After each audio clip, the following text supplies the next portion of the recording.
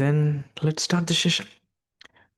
So students, நாம join பண்ணிக்கிறது A-level accounting class and the chapter 1. So this is an exciting journey, my dears. உங்களோட syllabus structure பற்றி நான் வெபினாரில் பேசியிருந்தேன். grade 12 syllabuses இருக்குது, grade 13 syllabuses இருக்குதுன்னு பேசியிருந்தேன்.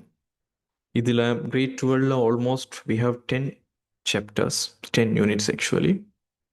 And grade 13 பொறுத்த வரைக்கும் accounting standards, company ratio, management accounting, marginal costing, and investment decisions. Almost you have 6 chapters, right? So today class we are gonna start with the unit 1, that is the importance accounting, and it is importance in the section lane that we are gonna start our session. So classes வந்து ரொம்ப interactive ஆயிக்கும். I will ask some questions, I will explain to you everything. And the accounting and it is importance பொறுத்த வரைக்கும் today நம்ம இந்த accounting ஜேர்னியை நம்ம start பண்ணுறோம். இதில் நாம் அக்கௌண்டிங்னா என்ன அப்படிங்கிறத உண்மையிலேயே புரிஞ்சு கொண்டு ரைட் அண்ட் வை ஸ்ரீலங்காவில் இருக்கக்கூடிய எல்லா பிஸ்னஸஸும் ஒரு சாதாரணமான ஒரு ஷாப்பில் இருந்து பெரிய களம்புல இருக்கக்கூடிய ஒரு பிக்கஸ்ட் பிஎல்சி கம்பெனிஸ் வரைக்கும் ஏன் அக்கௌண்டிங்கிற்கான தேவை இருக்குது, இது சம்மந்தப்பட்ட விஷயங்கள் பார்ப்போம். We will learn about financial records, நிதி ரீதியான கணக்கீடு, பிஸ்னஸ் டிரான்சாக்ஷன், கொடுக்கல் வாங்கல், தீர்மானம் எடுக்கிற economic activity, lot of things we will learn in this chapters, right? So இந்த சாப்டரினுடைய லேர்னிங் அவுட்கம்ஸ் கற்றல் விளைவுகளாக நம்ம என்னென்ன விஷயங்களை நம்ம பார்க்க போகிறோம் இந்த சாப்டர் 1 சொல்லும்போது, the first things you have to understand accounting concepts, explain the role of accounting and identify the uses of accounting information, recognize financial statements, lot of things.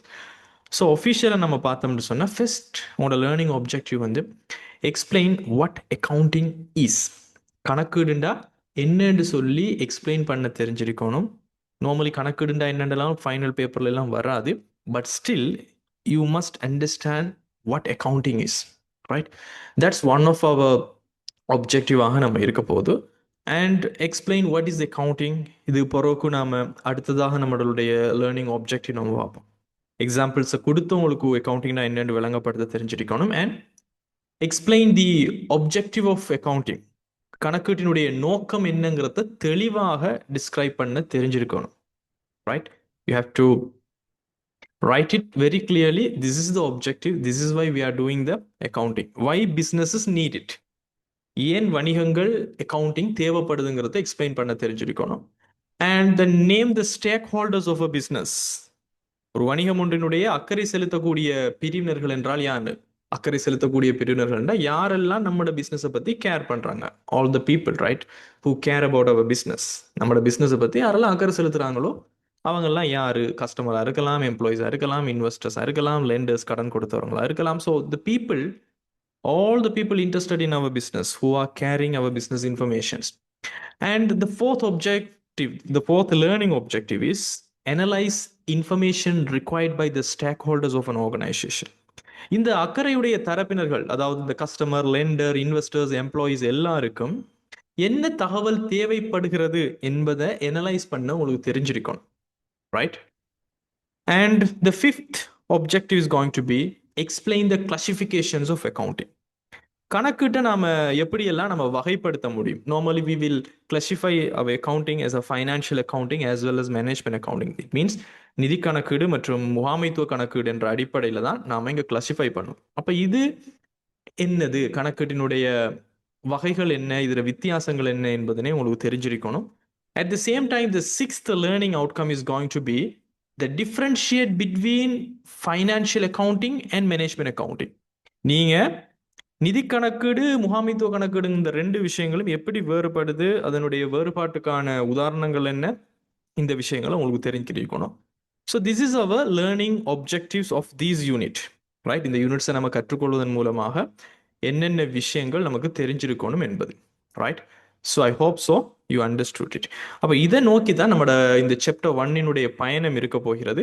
இந்த சாப்டர் 1 நாம் நிறைய நேரங்களை போக்காட்டுறதுக்கு நாம் விரும்பக்கூடாது என்று சொன்னால், இது வந்து எப்படியும் ஒரு 2-3 மார்க்ஸ், மேக்ஸிமம் ஒரு 2 மார்க்ஸ், ஒரு 3 மார்க்ஸ் உங்களுக்கு தரக்கூடியது. நம்ம எக்ஸாம் ஓரியன்டாக நம்ம போகிறதின் காரணமாக நாம் எவ்வளவுக்கு டைம் எதுக்கு கொடுக்கணும் என்பது ரொம்ப இம்பார்ட்டன்ட். எனவே ஸ்டூடெண்ட்ஸ் இதெல்லாம் மனசில் வச்சுக்கோங்க. Let's start the sections. It means sections in the sense I am referring here.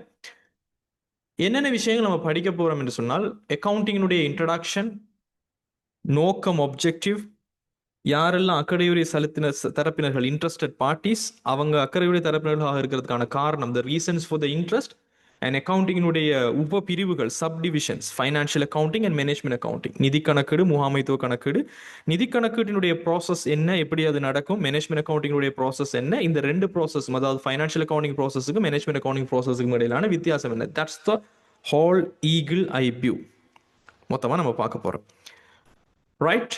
And இந்த யூனிட் 1 பொறுத்த வரைக்கும் 17 செக்ஷன்ஸாக நான் பிரிச்சிருக்கிறேன். உங்களுக்கு தெரிஞ்சிருக்க வேண்டிய எல்லா விஷயங்களும்.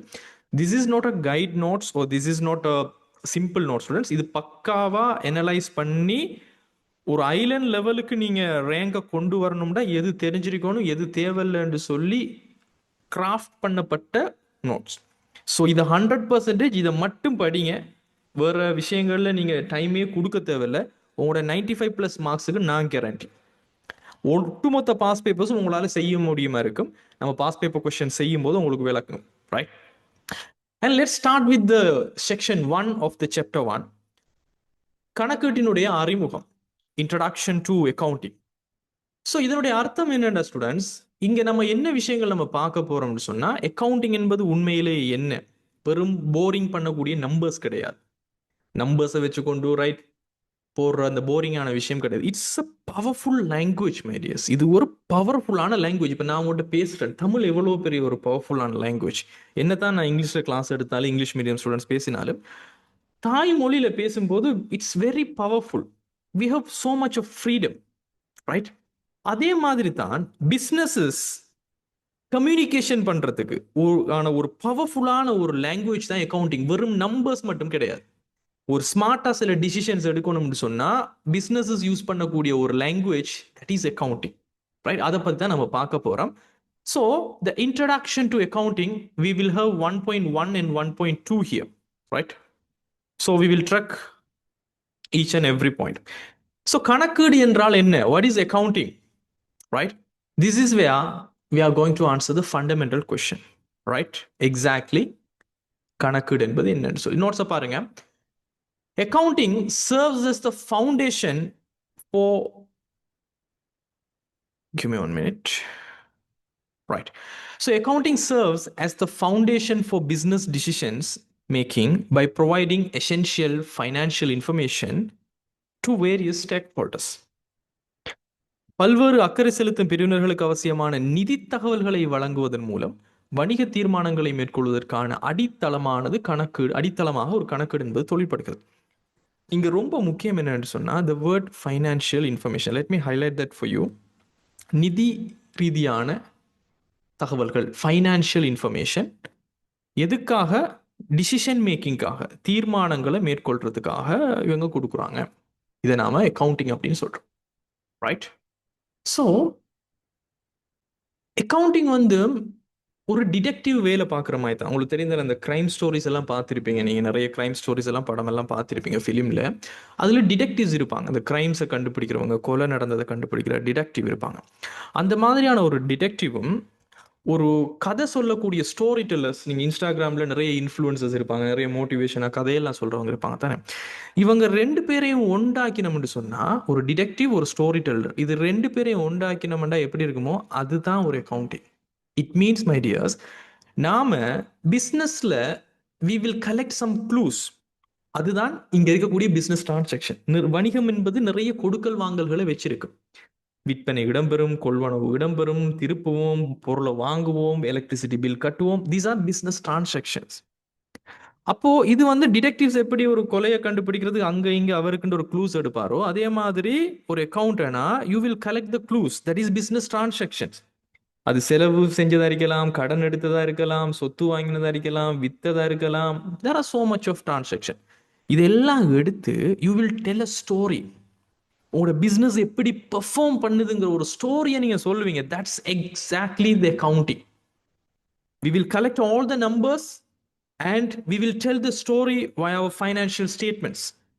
நிதி கூற்றுக்கள் என்கின்ற ஒரு விஷயத்தை வச்சு நாம சொல்லுவோம் எங்களோட கம்பெனி என்ன பெர்ஃபார்ம் பண்ணிக்குது, எவ்வளவு வித்திருக்கிறோம், வித்ததுக்கான விற்பனை கிரயம் என்ன, மொத்தமா எவ்வளவு லாபம் வந்துச்சு, விற்பனையை தாண்டி நாங்க வட்டி வருமானத்துல எவ்வளவு உழைச்சோம், வாடகை கொடுத்து எவ்வளவு உழைச்சோம், செலவு செஞ்சோம், அதுல நிர்வாகத்துக்கு இவ்வளவு போணுச்சு, நிதிக்கு இவ்வளவு போணுச்சு, மார்க்கெட்டிங் இவ்வளவு போணுச்சு, கடைசியா லாபம் வந்துச்சு, அதுல வரி செலுத்தினோம், இவ்வளவு சொத்து வாங்கியிருக்கிறோம், இதுல பாருங்க இவ்வளவு நடைமுறை சொத்து இருக்குது, காசா அவ்வளவு இருக்குது, பொருளா அவ்வளவு இருக்குது, நடைமுறை இல்லாத சொத்தாக காணியா இருக்குது, கட்டடமா இருக்குது, மோட்டார் வாகனமா இருக்குது, கணனியா இருக்குது, பேங்க்ல எடுத்தது கடன் இது, இதுல ஒரு வருஷத்துக்கு மேல கொடுக்க வேண்டியது இது, ஒரு வருஷத்துக்கு குறைய கொடுக்க வேண்டியது இது, கடன் கூட எடுத்ததுனால வட்டி இங்க கூட கட்டிக்கிறோம்.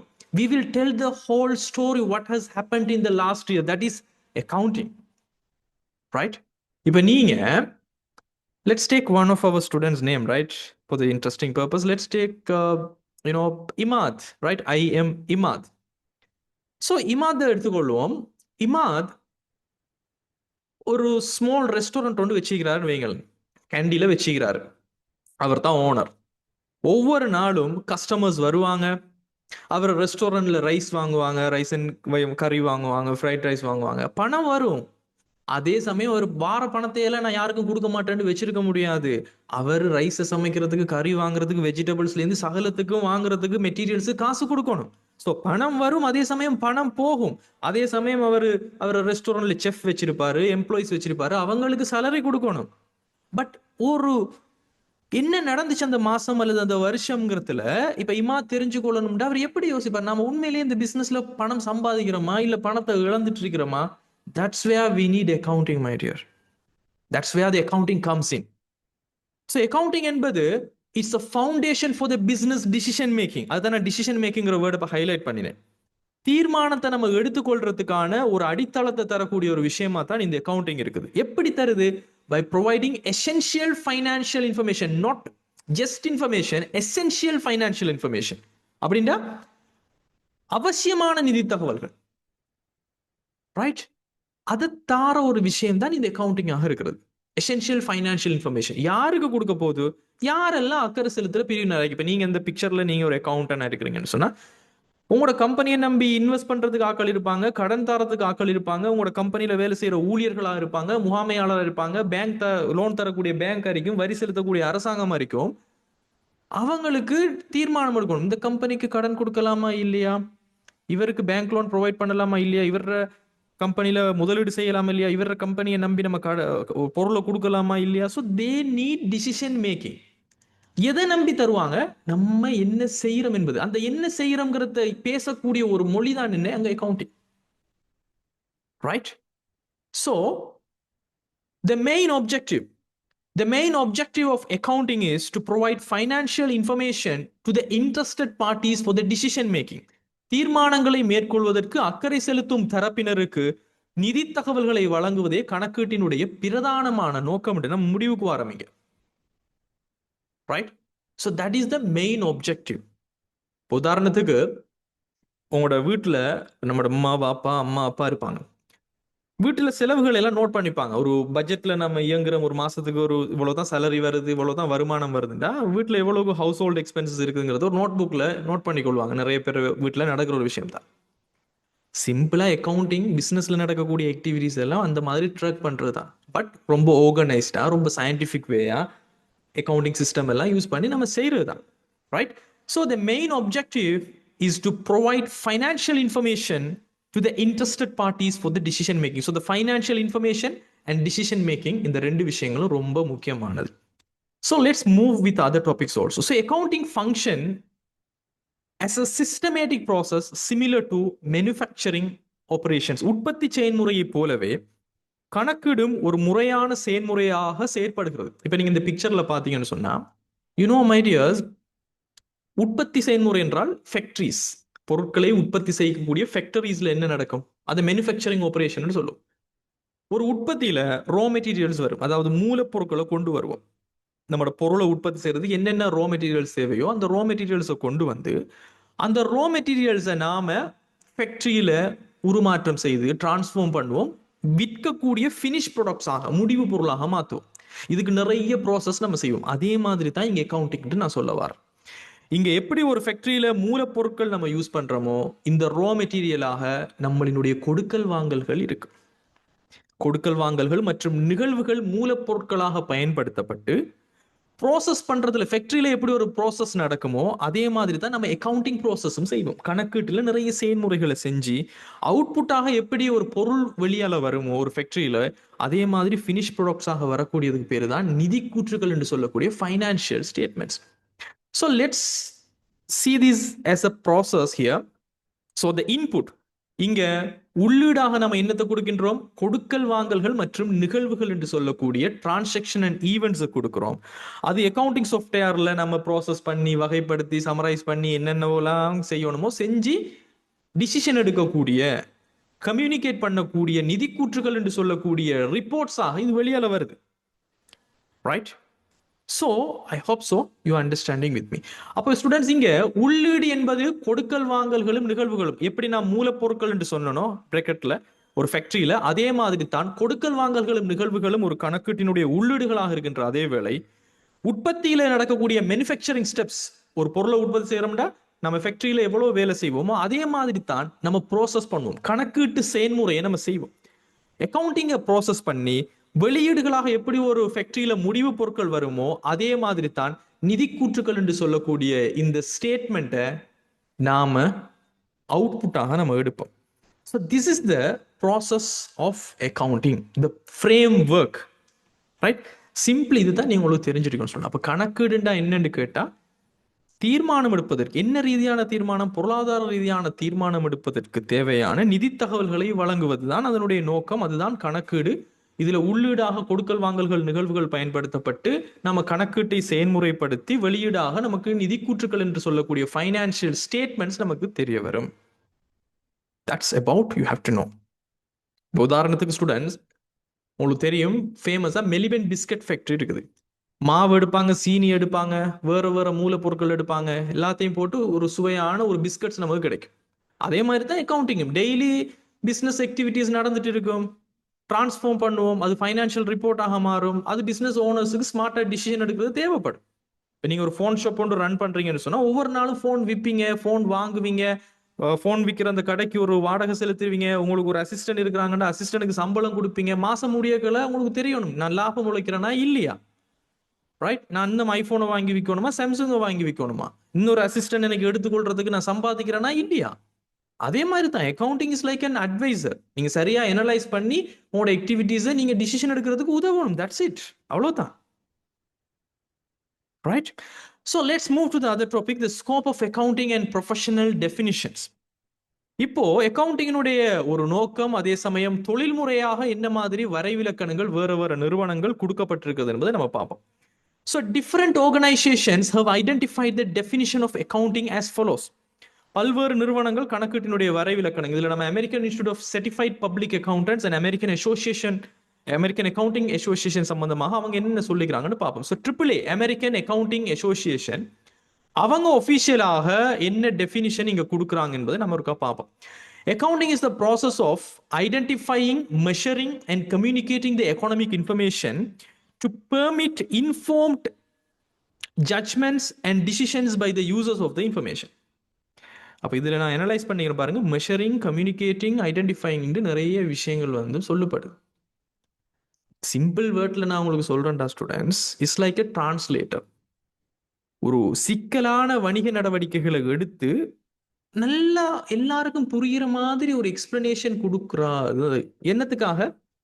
டிசிஷன் மேக்கிங்காக. அதுதான் அக்கவுண்டிங் அவர் சொல்றார். Accounting is the process of identify பண்ணி அளவீடு செஞ்சு அதை தொடர்பாடல் செய்யணும், பொருளாதார தகவல்களை அது தீர்மானம் எடுக்கிறவங்களுக்கு உதவணும்.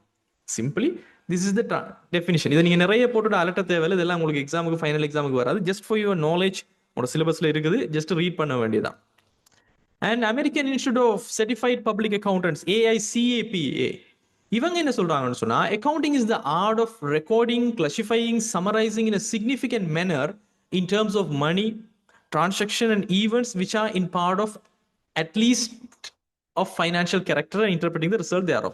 கணக்கீடு என்பது ஓரளவிற்கு நிதித்தன்மை கொண்ட பணம், கொடுக்கல் வாங்கல்கள் மற்றும் நிகழ்வுகளை குறிப்பிடத்தக்க வகையில் பதிவு செய்தல், வகைப்படுத்தல் மற்றும் சுருக்கமாக கூறுதல், அதன் முடிவுகளை விளக்குதல் எனும் ஒரு கலை என்று சொல்றாங்க. இவங்கட சொல்ற விஷயத்த நம்ம மொழிநாடில நம்ம சொல்ற போனா ஏஐசிபி என்ன செய்யறாங்கன்னு சொன்னா இட்ஸ் லைக் ஆர்கனைஸ்டா ஒரு லைப்ரரி இருந்தா எப்படி இருக்கும், கேர்ஃபுல்லா ஃபைல்ஸ் எல்லாம் எல்லா இடத்துலயும் நம்ம வச்சிருப்போம். அதே சமயம் இந்தந்த ஃபைல் என்னென்ன அர்த்தம் நம்ம விளங்கப்படுத்தும். அதான் சொல்றாங்க, ரெக்கார்ட் பண்ணி கிளாசிஃபை பண்ணி சரியாக சமரைஸ் பண்ணும். This is just for the reading purpose students. இதெல்லாம் பாடமாக்கிட்டு இருக்கிறது கிடையாது, ஒரு காலம் இதெல்லாம் கேட்க மாட்டாங்க. ஸோ ஒரு கம்ப்ரிஹென்சிவா ஒரு டெஃபினிஷன் நம்ம வந்தோம்னு சொன்னா, once we have studied in these two definition, it is possible to arrive at general information. இந்த ரெண்டு விஷயங்களை நம்ம படிச்சது பிறகு நாம ஒரு பொதுவான ஒரு வரைவிலக்கணத்தை வச்சுக்கு இருக்கணும் எக்ஸாமுக்கு எழுதுறதுக்குண்டா. This is the definition you have to write. So இதுல நாம என்ன விஷயம் பார்க்க போறோம்? கணக்கீடு என்பது சம்பந்தப்பட்ட அக்கறை செலுத்தும் பிரிவினர் பொருத்தமான தீர்மானங்களை எடுக்க உதவும் வகையில் பொருத்தமான பொருளாதார தகவல்களை வழங்குகின்ற ஒரு செயல்முறை. The important word is பொருளாதார தகவல்கள். பொருளாதார தகவல்கள் என்றால் financial information, right? Economic information, we can say economic information as well. நிதி தகவல்கள் அல்லது பொருளாதார தகவல்களை வழங்கக்கூடிய ஒரு செயல்முறை. தீர்மானம் எடுப்பதற்கு அக்கறையுடைய தரப்பினர்களுக்கு பொருத்தமான பொருளாதார தகவல்களை, ரிலவெண்டான பொருளாதார தகவல்களை வழங்கக்கூடிய ஒரு செயல்முறையாக we can confirm as a account, right? உதாரணத்துக்கு நீங்க ஒரு கம்பெனியினுடைய பங்குகளை வாங்க போறீங்க. உதாரணத்துக்கு காகில் சிலோன் பிஎல்சி இருக்குது, அந்த கம்பெனியினுடைய பங்குகளை வாங்கி முதலீடு செய்ய போறீங்க. இப்போ உங்களுக்கு தெரியணும், இது ஒரு நல்ல கம்பெனியா, இதுல நான் முதலீடு செய்யலாமா, ரைட்? எப்படி தெரிஞ்சு கொள்வீங்க? காகில்ஸ்ல அக்கவுண்டிங் டிபார்ட்மெண்ட் இருக்கு, அவங்க நிதி கூற்றுக்களை தயாரிப்பாங்க, அக்கவுண்டிங் செய்வாங்க.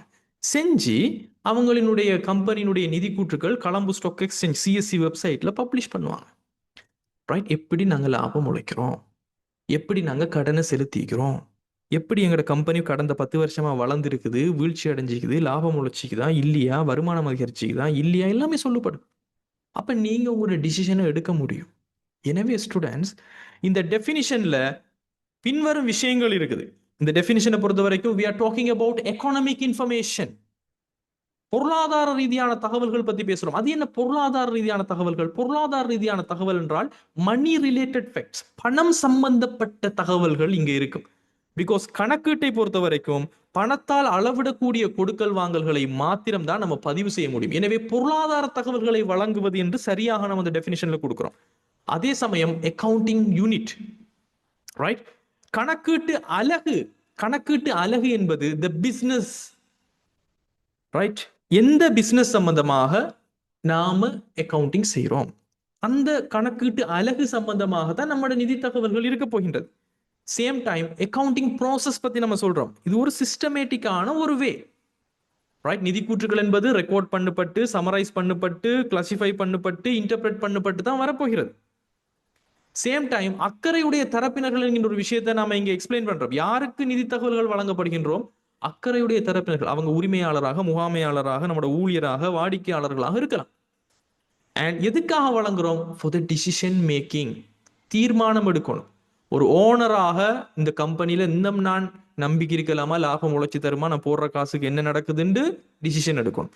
ஒரு மேனேஜராக நான் எடுத்த பிளான் எல்லாம் சரியா ஒர்க் அவுட் ஆகிக்குதா, இந்த டீம் சரியா பெர்ஃபார்மன்ஸ் பண்ணிக்கிறாங்களா, அதனால சேல்ஸ் கூடிக்குதா குறைஞ்சுதான்னு ஒரு முகாமையாளருக்கு தெரியும். ஊழியர்களுக்கு தெரியும், இந்த கம்பெனி லாபத்துல போதா இல்லையா, எனக்கு சம்பளம் தர அளவுக்காவது இருக்கிறாங்களா, சம்பள உயர்வு கிடைக்குமா இல்லையா, ரைட்? கஸ்டமர்ஸுக்கு தெரியணும், இந்த கம்பெனி லாபத்தில் இயங்குதா, தொடர்ந்து நமக்கு பொருள் தருவாங்களா, தார பொருள் குவாலிட்டியா இருக்குதா இல்லையா, they will think about that. அப்போ ஒவ்வொருத்தருக்கும் ஒவ்வொரு வகையான தகவல்கள் தேவை. அந்த தகவல்களை கம்யூனிகேஷன் பண்ற ஒரு இடமாக இந்த கணக்கீட்டு வெளியீடான நிதி கூற்றுக்கள் இருக்கின்றன. ஸோ இந்த வரைவிலக்கணத்தில் எவ்வளவு விஷயங்களும் உள்ளடங்கி இருக்கிறங்கிறத மறந்துடாதீங்க. எனவே students, accounting can be identified as a method of communication as it provides business information to the interested parties. அக்கறை செலுத்தும் தரப்பினர்களுக்கு வணிக தகவல்களை வழங்குவதால் கணக்கீட்டை ஒரு தொடர்பாடல் முறையாகவும் நம்ம இனங்காண முடியும், ரைட்? பிகாஸ் நிதி தகவல்களை, வணிக தகவல்களை வழங்குகிறது.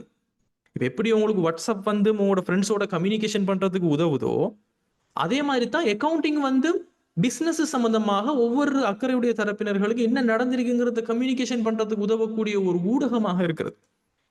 So that's what you must know about the accounting scope and the professional definition section.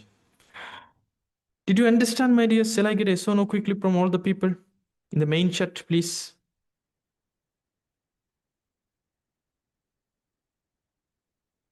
Did you understand? Shall I get a yes or no quickly, please, from all the people?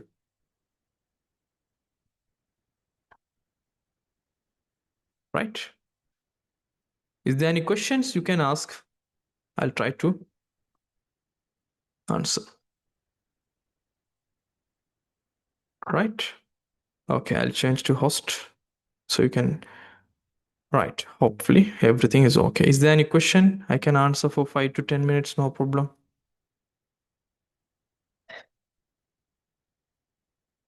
Otherwise, we can move forward quickly. Right sir exam எல்லாம் வைப்பீங்களான்னு அகமட் கேட்டிக்கிறாரு. Yes, நம்ம unit வைஸாக முடிஞ்ச உடனே I have plan to do some exams. Even ஃபிசிக்கலாக அவங்கவுங்களோட ஏரியாவில் வந்து விசிட் பண்ணி செய்கிறதுக்கான பிளான்ஸ் இருக்குது. Let's see. ரைட் ஷாதிர், உங்களோட கொஷின்ஸ் எல்லாம் நம்ம பிறகு பார்ப்போம். Because this is not related. Ask, you can message me right later. Right, so let's move to the other topics. So கணக்கீட்டினுடைய மெயின் ஒப்ஜெக்டிவ் சம்பந்தமாக நம்ம கொஞ்சம் டீப்பாக பார்ப்போம். இப்போ உங்களுக்கு தெரியும், to provide financial information to the interested parties for the decision making. முதன்மை நோக்கம் என்றால் நிதி தகவல்களை அக்கறையுடைய தரப்பினர்களுக்கு தீர்மானம் எடுப்பதற்கு வழங்குவது. பொருளாதார தகவல்கள் என்றும் சொல்லலாம், அல்லது நிதி தகவல்கள் என்று சொல்லலாம். இந்த மாதிரி நீங்க தீர்மானம் எடுக்கிறவங்களுக்கு உங்களோட ஃபைனான்ஷியல் ரிப்போர்ட்டை நீங்க ப்ரொவைட் பண்றீங்கன்னு சொன்னா that's the main objective of accounting, nothing else. Right? So இப்போ நீங்கள் உங்களோட டெக்ஸ்டைல் ஷாப் கொண்டு செஞ்சுக்கிறீங்க, அதை நீங்கள் என்ன எக்ஸ்பேண்ட் பண்ண போகிறீங்க, விரிவாக்க போகிறீங்கன்னு சொன்னால், ஒருத்தவங்க உங்களோட கம்பெனியை நம்பி முதலீடு செய்ய போகிறாங்கன்னு சொன்னால் அவங்க யோசிக்கணும், நான் கடன் கொடுக்கலாமா இல்லையா, என்னென்ன ப்ராடக்ட்ஸ் இவங்க விற்கிறாங்க, லாபத்தன்மையாக இருக்குதா இல்லையா. அக்கௌண்டிங் வந்து இதுக்கான ஆன்சர்ஸை கொடுக்கும் students. Okay, so there are lot of questions. நம்ம பாஸ் பேப்பர்ஸில் இந்த பிரைமரி ஒப்ஜெக்டிவ், இந்த கணக்கீட்டினுடைய முக்கிய நோக்கம் சம்பந்தமாக தான் நிறைய கொஸ்டின்ஸ் வந்திருக்கு.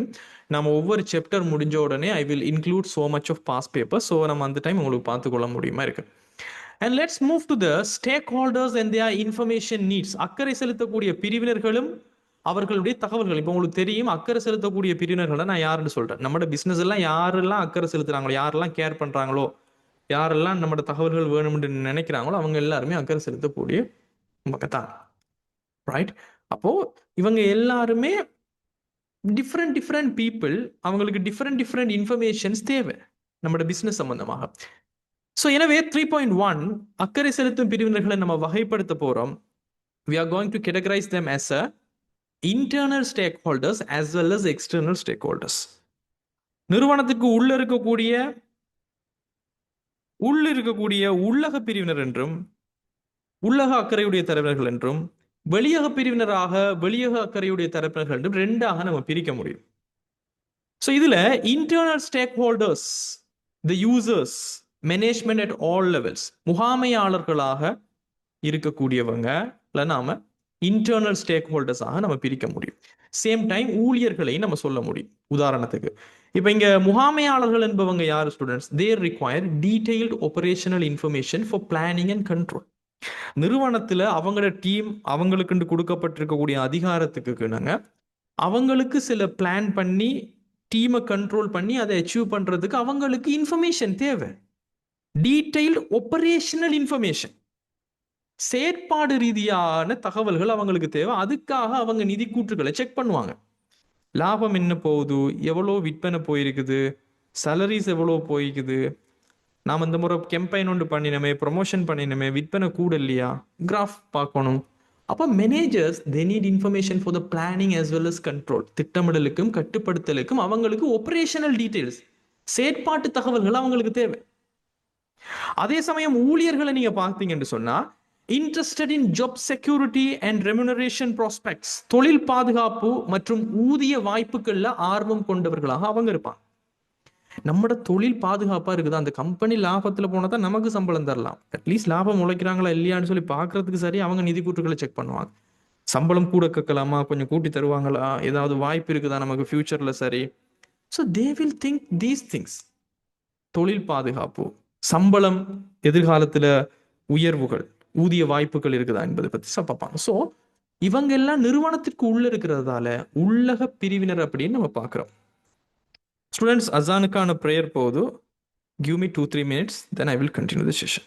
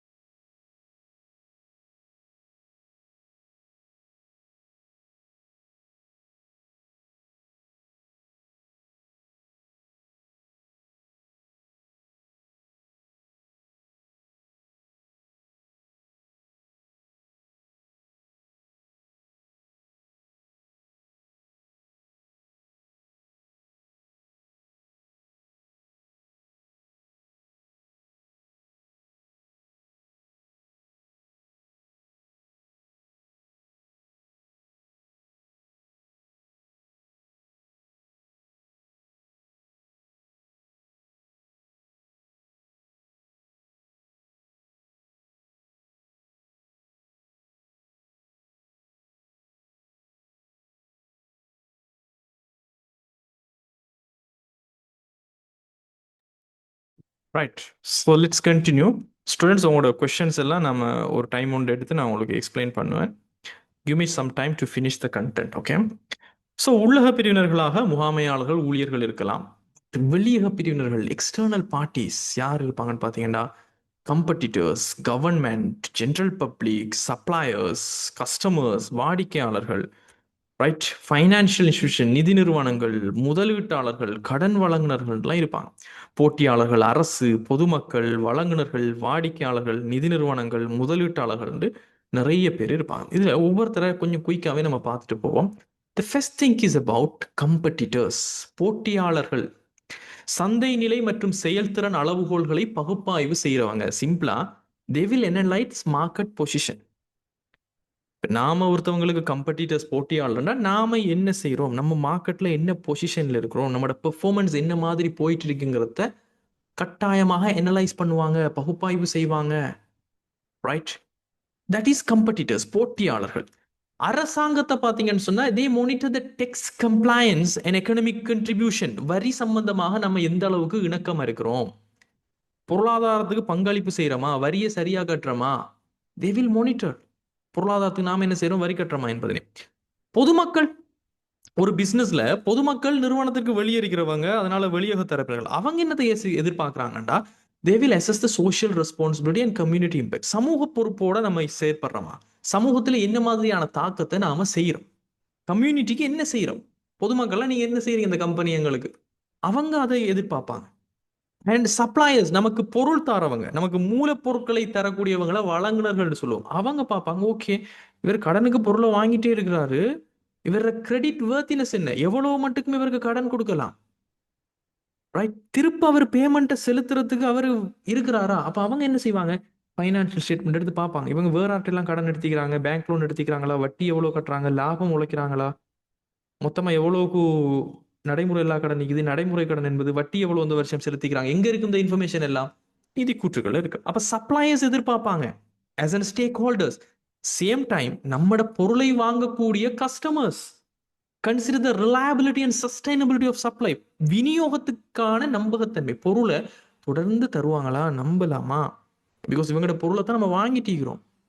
அவங்க நம்பகத்தன்மையை பார்ப்பாங்க, தொடர்ந்து நமக்கு பொருள் தருவாங்களான்னு யோசிப்பாங்க, குவாலிட்டியான பொருள் தொடர்ந்து கிடைக்குமான்னு பார்க்கும், விலை நியாயமானது கிடைச்சு கொள்ளலாமான்னு பார்ப்பாங்க. சேம் டைம் த ஃபைனான்சியல் இன்ஸ்டிடியூஷன்ஸ், கடன் தரக்கூடிய நிதி நிறுவனங்கள், அவங்க யோசிப்பாங்க லெண்டிங் ரிஸ்க், கடன் கொடுத்தா எவ்வளவுக்கு இடறிக்குது, முதலீட்டுக்கு இவங்களுக்கு வாய்ப்பு இருக்குதா, இவங்களை நம்பி இவங்களோட கம்பெனியில காசை கொடுத்து நாம முதலீடு செய்யலாமா. ஃபைனான்சியல் இன்ஸ்டிடியூஷன் அவங்க யோசிப்பாங்க. சேம் டைம் முதலீட்டாளர்கள், நம்மட கம்பெனியை நம்பி நமக்கு காசு தாரத்துக்கு ரெடியா இருக்கக்கூடிய investors, they will analyze our profitability and return on investment. நம்மளோட லாபம் எவ்வளவு இருக்குது, இவங்க எவ்வளவு காசை போட்டு எவ்வளவுக்கு லாபத்தை உழைக்கிறாங்க, எத்தனை பெர்சன்டேஜ் மார்ஜின் வைக்கிறாங்க, அதாவது லாபத்தை கூட்டுறதுக்கு எவ்வளவு பெர்சன்டேஜ் லாபம் வைக்கிறாங்க. அண்ட் நமக்கு கடன் தரக்கூடிய லெண்டர்ஸ், ரைட், கடன் கடமைகளை செலுத்தக்கூடிய திறனை மதிப்பிடுவாங்க, டெப்ட் அப்ளிகேஷன்ஸ். அப்போ இவங்க எல்லாருமே ஸ்டூடெண்ட்ஸ் நிறுவனத்திற்கு வெளியால இருக்கிறதால தான் நாம இவங்களை வெளியக தரப்புன்னு பார்க்கிறோம். இவங்களை ரொம்ப டீப்பாவெல்லாம் நம்ம படிக்க மாட்டோம். This is not business studies my tears. அதனால ஷார்ட் அண்ட் ஸ்வீட் இனஃப். இப்போ நீங்க இதே விஷயத்தை நான் பிசினஸ் ஸ்டடிஸ்க்கு வழங்கப்படுத்த போனோம்னா it it's a different approach. So சிம்பிளா நினைவு வச்சுக்கொள்ளுங்க. இப்போ உதாரணத்துக்கு நீங்க ஒரு சக்சஸ்ஃபுல்லான ஒரு கார்மெண்ட் ஃபேக்டரி நடத்த போறீங்கன்னு வைங்களேன். Katunayake is very famous for garment factories, right. யாரெல்லாம் உங்களுடைய பிசினஸ்ல இன்ட்ரெஸ்டா இருப்பாங்க, நிறுவனத்துக்குள்ள இருக்கக்கூடிய நீங்க ஒரு பிசினஸ் ஓனர்னா, நீங்க ஒரு மேனேஜரை வச்சிருக்கிறா, அவர் இன்ட்ரெஸ்டா இருப்பார். ஏன், அவருக்கு தெரியணும், ஓகே நீங்க ஒரு 10 வகையான ஆடைகளை தயாரிச்சு விற்கிறீங்க, எந்த ஆடைகள் ரொம்ப லாபத்தன்மையா இருக்குது, அதே மாதிரி ஒரு மேனேஜரா தெரியணும், இன்னும் ஆட்கள் நமக்கு தேவையா, நம்ம வேலைக்கு எடுக்கணுமாங்கிற தீர்மானம் எடுக்கணும். He needs information, operational information. ஒரு ஃபேக்டரியில் ஒரு சூப்பர்வைசர் வச்சிருக்கீங்கன்னா அவர் நிறுவனத்துக்குள்ள இருக்கிறார், அவர் தெரிஞ்சுக்கணும் அந்த கம்பெனி ஒரு நிலையான தன்மையில தான் இருக்குதா, எனக்கு சேலரி வாய்ப்பு கிடைக்குமான்னு அவர் யோசிப்பார்.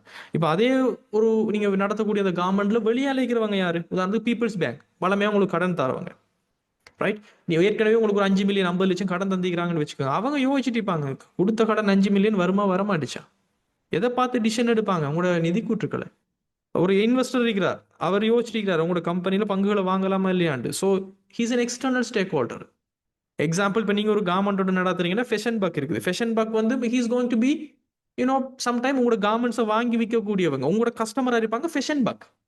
அப்போ அவங்க யோசிப்பாங்க, ஓகே இவர்கிட்ட இருந்து நம்ம ஆர்டர் எடுக்கலாமா, நம்பி டைமுக்கு தருவாரா, ரம்ஜான் வரும்போது பொருள் இல்லைன்னு சொல்லிடுவாரா, நம்பி இவரோட பிஸ்னஸ் பண்ணலாமான்னு அவங்க கஸ்டமராக எதிர்பார்ப்பாங்க.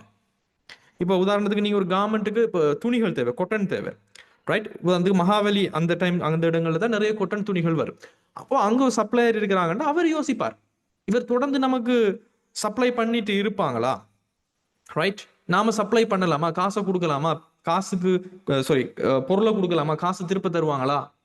அதே மாதிரி இப்போ இன்லேண்ட் ரெவன்யூ டிபார்ட்மெண்ட், ரைட், வரி திணைக்களம், உள்நாட்டு இறை வரி திணைக்களம், அவங்க யோசிப்பாங்க, ஒரு பெரிய ஒரு கவர்மெண்டோட நடத்துல டெக்ஸ் பேமெண்ட் பண்ணிக்கிறாரா இல்லையா, ரைட். வேலை செய்கிறவங்களோட ஃபேமிலி யோசிக்கும், நம்மளுடைய ஹஸ்பண்டினுடைய நம்மளுடைய பிரதரினுடைய ஒய்ஃபினுடைய ஜொப் எல்லாமே உண்மையிலே செக்யூர் ஆகிக்குதா இல்லை வேலையை விட்டு தூக்கிடுவாங்களா. So these are stakeholders, அக்கறையுடைய தரப்பினர்கள். Right, I hope so you understood in a crystal clear manner. And let's move to the business transaction and events. Students, I'm going to ask you a simple question. வணிக கொடுக்கல் வாங்கல்களும் நிகழ்வுகளும் இப்போ நான் உங்களுக்கு சொல்லியிருந்தேன், உள்ளீடு செயல்முறை வெளியீட்டில் இந்த வணிக கொடுக்கல் வாங்கல்கள் நிகழ்வுகளும் எந்த செக்ஷனுக்குள்ள வரும்?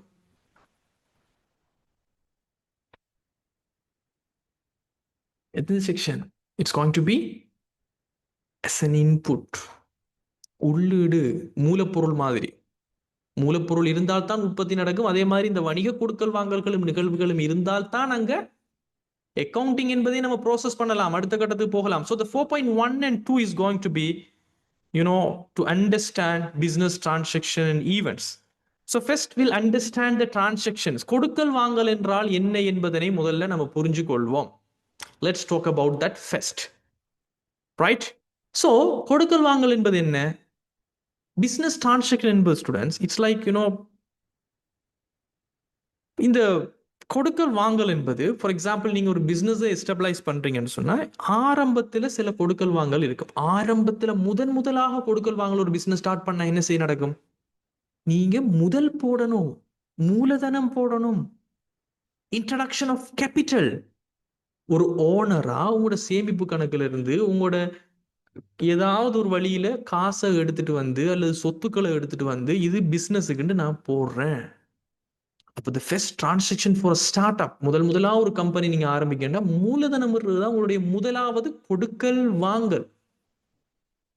தென் அந்த மூலதனத்தை வச்சுதான் நாம சொத்துக்களை வாங்குவோம், ரைட். காசா கொஞ்சத்தை வச்சிருப்போம், ஆட்களை எடுத்து சம்பளம் கொடுப்போம். நம்மளுடைய அன்றாட வணிக நடவடிக்கைகளுக்கு எல்லாம் அந்த கொடுக்கல் வாங்கல் ஆரம்பத்தில் இடம்பெற்ற அந்த மூலதனம் என்கின்ற கொடுக்கல் வாங்கல் தான் அதுக்கு பிறகு யூஸ் ஆக போகுது, ரைட்.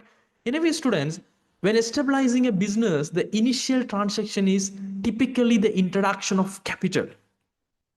ஒரு வணிகத்தை நீங்க அப்பதான் முதலாக ஆரம்பிக்கிறீங்க என்று சொன்னா நீங்க எடுத்துட்டு வரக்கூடிய இந்த மூலதனம், இந்த காசை வச்சுதான் நீங்க எல்லா ஆபரேஷனும் செய்ய ஆரம்பிப்பீங்க. அப்போ முதலாக இடம்பெறக்கூடிய ஒரு கொடுக்கல் வாங்கல், ஒரு ஃபெஸ்டா நடக்கக்கூடிய ஒரு பிசினஸ்ல that is the introduction of capital. மூலதனம் என்பது அறிமுகப்படுத்தப்படுவதுதான் அது ஒரு முதலாவது கொடுக்கல் வாங்கல். And the business activities involving two or more parties with the exchange of resources having monetary value. பணப்பெறுமதி உள்ள வளங்களை பரிமாற்றிக் கொள்ளும் இரண்டு அல்லது அதுக்கு மேற்பட்ட தரப்பினரை உள்ளடக்கிய வணிக நடவடிக்கைகள், ரைட். இதை நம்ம கொடுக்கல் வாங்கல் என்று நம்ம டெஃபினிஷன் கொடுக்கிறோம், ரைட். அதாவது வணிக நடவடிக்கைகள், பட் இரண்டு அல்லது அதுக்கு மேற்பட்டவங்க பரிமாறிக்கொள்றாங்க அவங்கள்ட்ட இருக்கக்கூடிய வளங்களை. இப்ப நீங்க மின்சாரத்துக்கு காசு கொடுக்குறீங்கன்னா மின்சாரத்துங்கிற வளத்தை சிஇபிட்ட இருந்து பெற்றுக்கொண்டு காசுங்கிற வளத்தை நீங்க கொடுக்குறீங்க.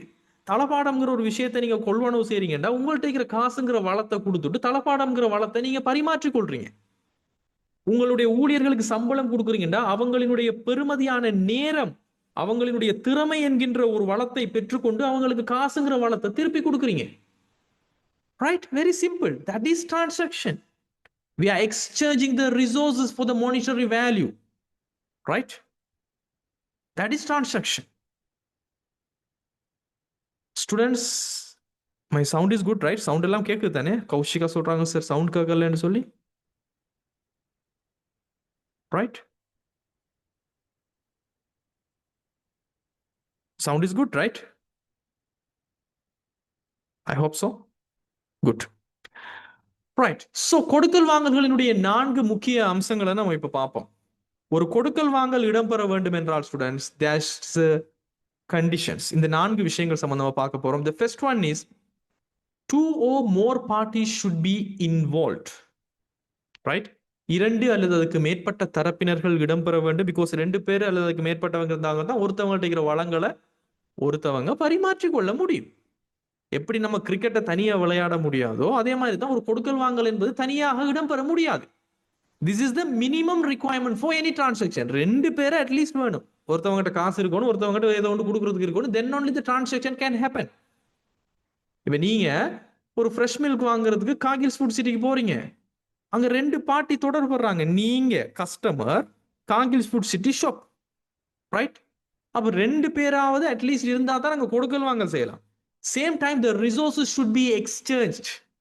வளங்கள் அங்கு பரிமாற்றிக் கொள்ளப்பட வேண்டும். Cash for goods or goods for cash or service for the cash. காசுக்கு பொருட்கள், பொருட்களுக்கு காசு, சேவைக்கு காசு. எனவே பொருட்களுக்கு பணம், காசுக்கு பொருள், காசுக்கு சேவை என்கின்ற அடிப்படையில் ஏதோ ஒரு அடிப்படையில் அங்க வளங்கள் என்பது பரிமாற்றிக் கொள்ளப்பட வேண்டும். The resources should be exchanged. நீங்க போறீங்க, போய் கேட்குறீங்க 150 ரூபாய் கொடுத்துட்டு எனக்கு ஒரு பேக்கெட் மில்க் தாங்கன்னு கேட்குறீங்க. உங்களோட 150 ரூபாய் காசு அவங்க பெற்றுக்கொண்டு ஒரு பேக்கெட் மில்க் உங்களுக்கு தாராங்க. அந்த 150 ரூபாய் என்பது பரிமாற்றுறீங்க நீங்க, அவங்க உங்களுக்கு பரிமாற்றுறாங்க அந்த மில்க் பேக்கெட்டை. So the resources should be exchanged. Same time it should have a monetary value. நீங்க பரிமாற்றிக் கொள்ளக்கூடிய விஷயங்களை பணத்தால அளவிடக்கூடியதாக இருக்கணும். So all transaction must be measurable in monetary terms. எனவே கொடுக்கல் வாங்கல் என்பது பணத்தால் அளவிடக்கூடிய விடயமாக இருந்தால் மட்டும்தான் அது கொடுக்கல் வாங்கல். அது ஒரு நிபந்தனை. ரைட்? உதாரணத்துக்கு இப்போ ஒரு மில்க் பேக்கெட்டுக்கு விலை என்ன? 150 ரூபாய். அப்ப பணத்தால் அளவிடுறீங்க. உங்களோட மாச சம்பளம் எவ்வளவு? 30,000. பணத்தால அளவிடுறீங்க. உங்களோட எலக்ட்ரிசிட்டி பில் இந்த மாசம் எவ்வளவு? 25,000. பணத்தால அளவிடுறீங்க. ரைட்? இங்க இருந்து கேண்டில இருந்து பெராதனைக்கு போறதுக்கு ஒரு 3 வீலுக்கு சார்ஜ் எவ்வளவு? 500 ரூபாய். Right?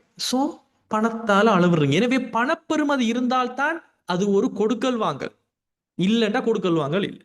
Same time the result of management decision. Right? So the business transaction, the result of the management decision. Business transaction occurs as a result of management decision. வணிக கொடுக்கல் வாங்கல்கள் முகாமைத்துவ தீர்மானத்தின் விளைவாக நிகழ்கின்றன. என்ன இதனுடைய அர்த்தம்? யாராவது ஒருத்தர் இன்சார்ஜா இருக்கணும் இந்த கொடுக்கல் வாங்கல் இடம்பெறுதா இல்லையா என்பதனை பார்ப்பதற்கு. அவர் எடுத்த டிசிஷனால தான் இந்த கொடுக்கல் வாங்கல் இடம்பெறக்கூடியதா இருக்கணும். உதாரணத்துக்கு நீங்க யோசிக்கிறீங்க, ஓகே ஆம்பலாந்தோட்டையில் இருக்கக்கூடிய ஒரு வழங்குனர்கிட்ட இருந்து நாம ரைஸ் வாங்குவோம் அப்படின்னு சொல்லி உங்களோட ரெஸ்டாரண்ட்டுக்கு நீங்க யோசிக்கிறீங்க.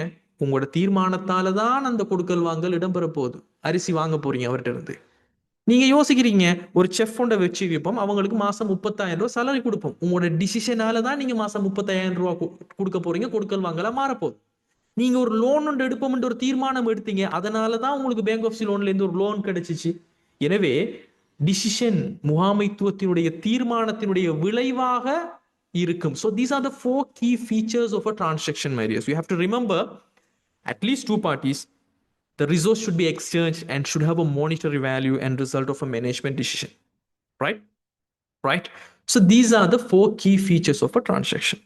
So the common examples நான் இங்க சிலது include பண்ணிக்கிறேன். Right?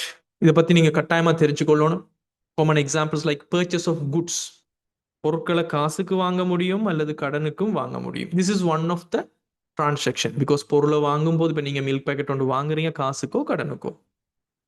Right? You are exchanging the resources.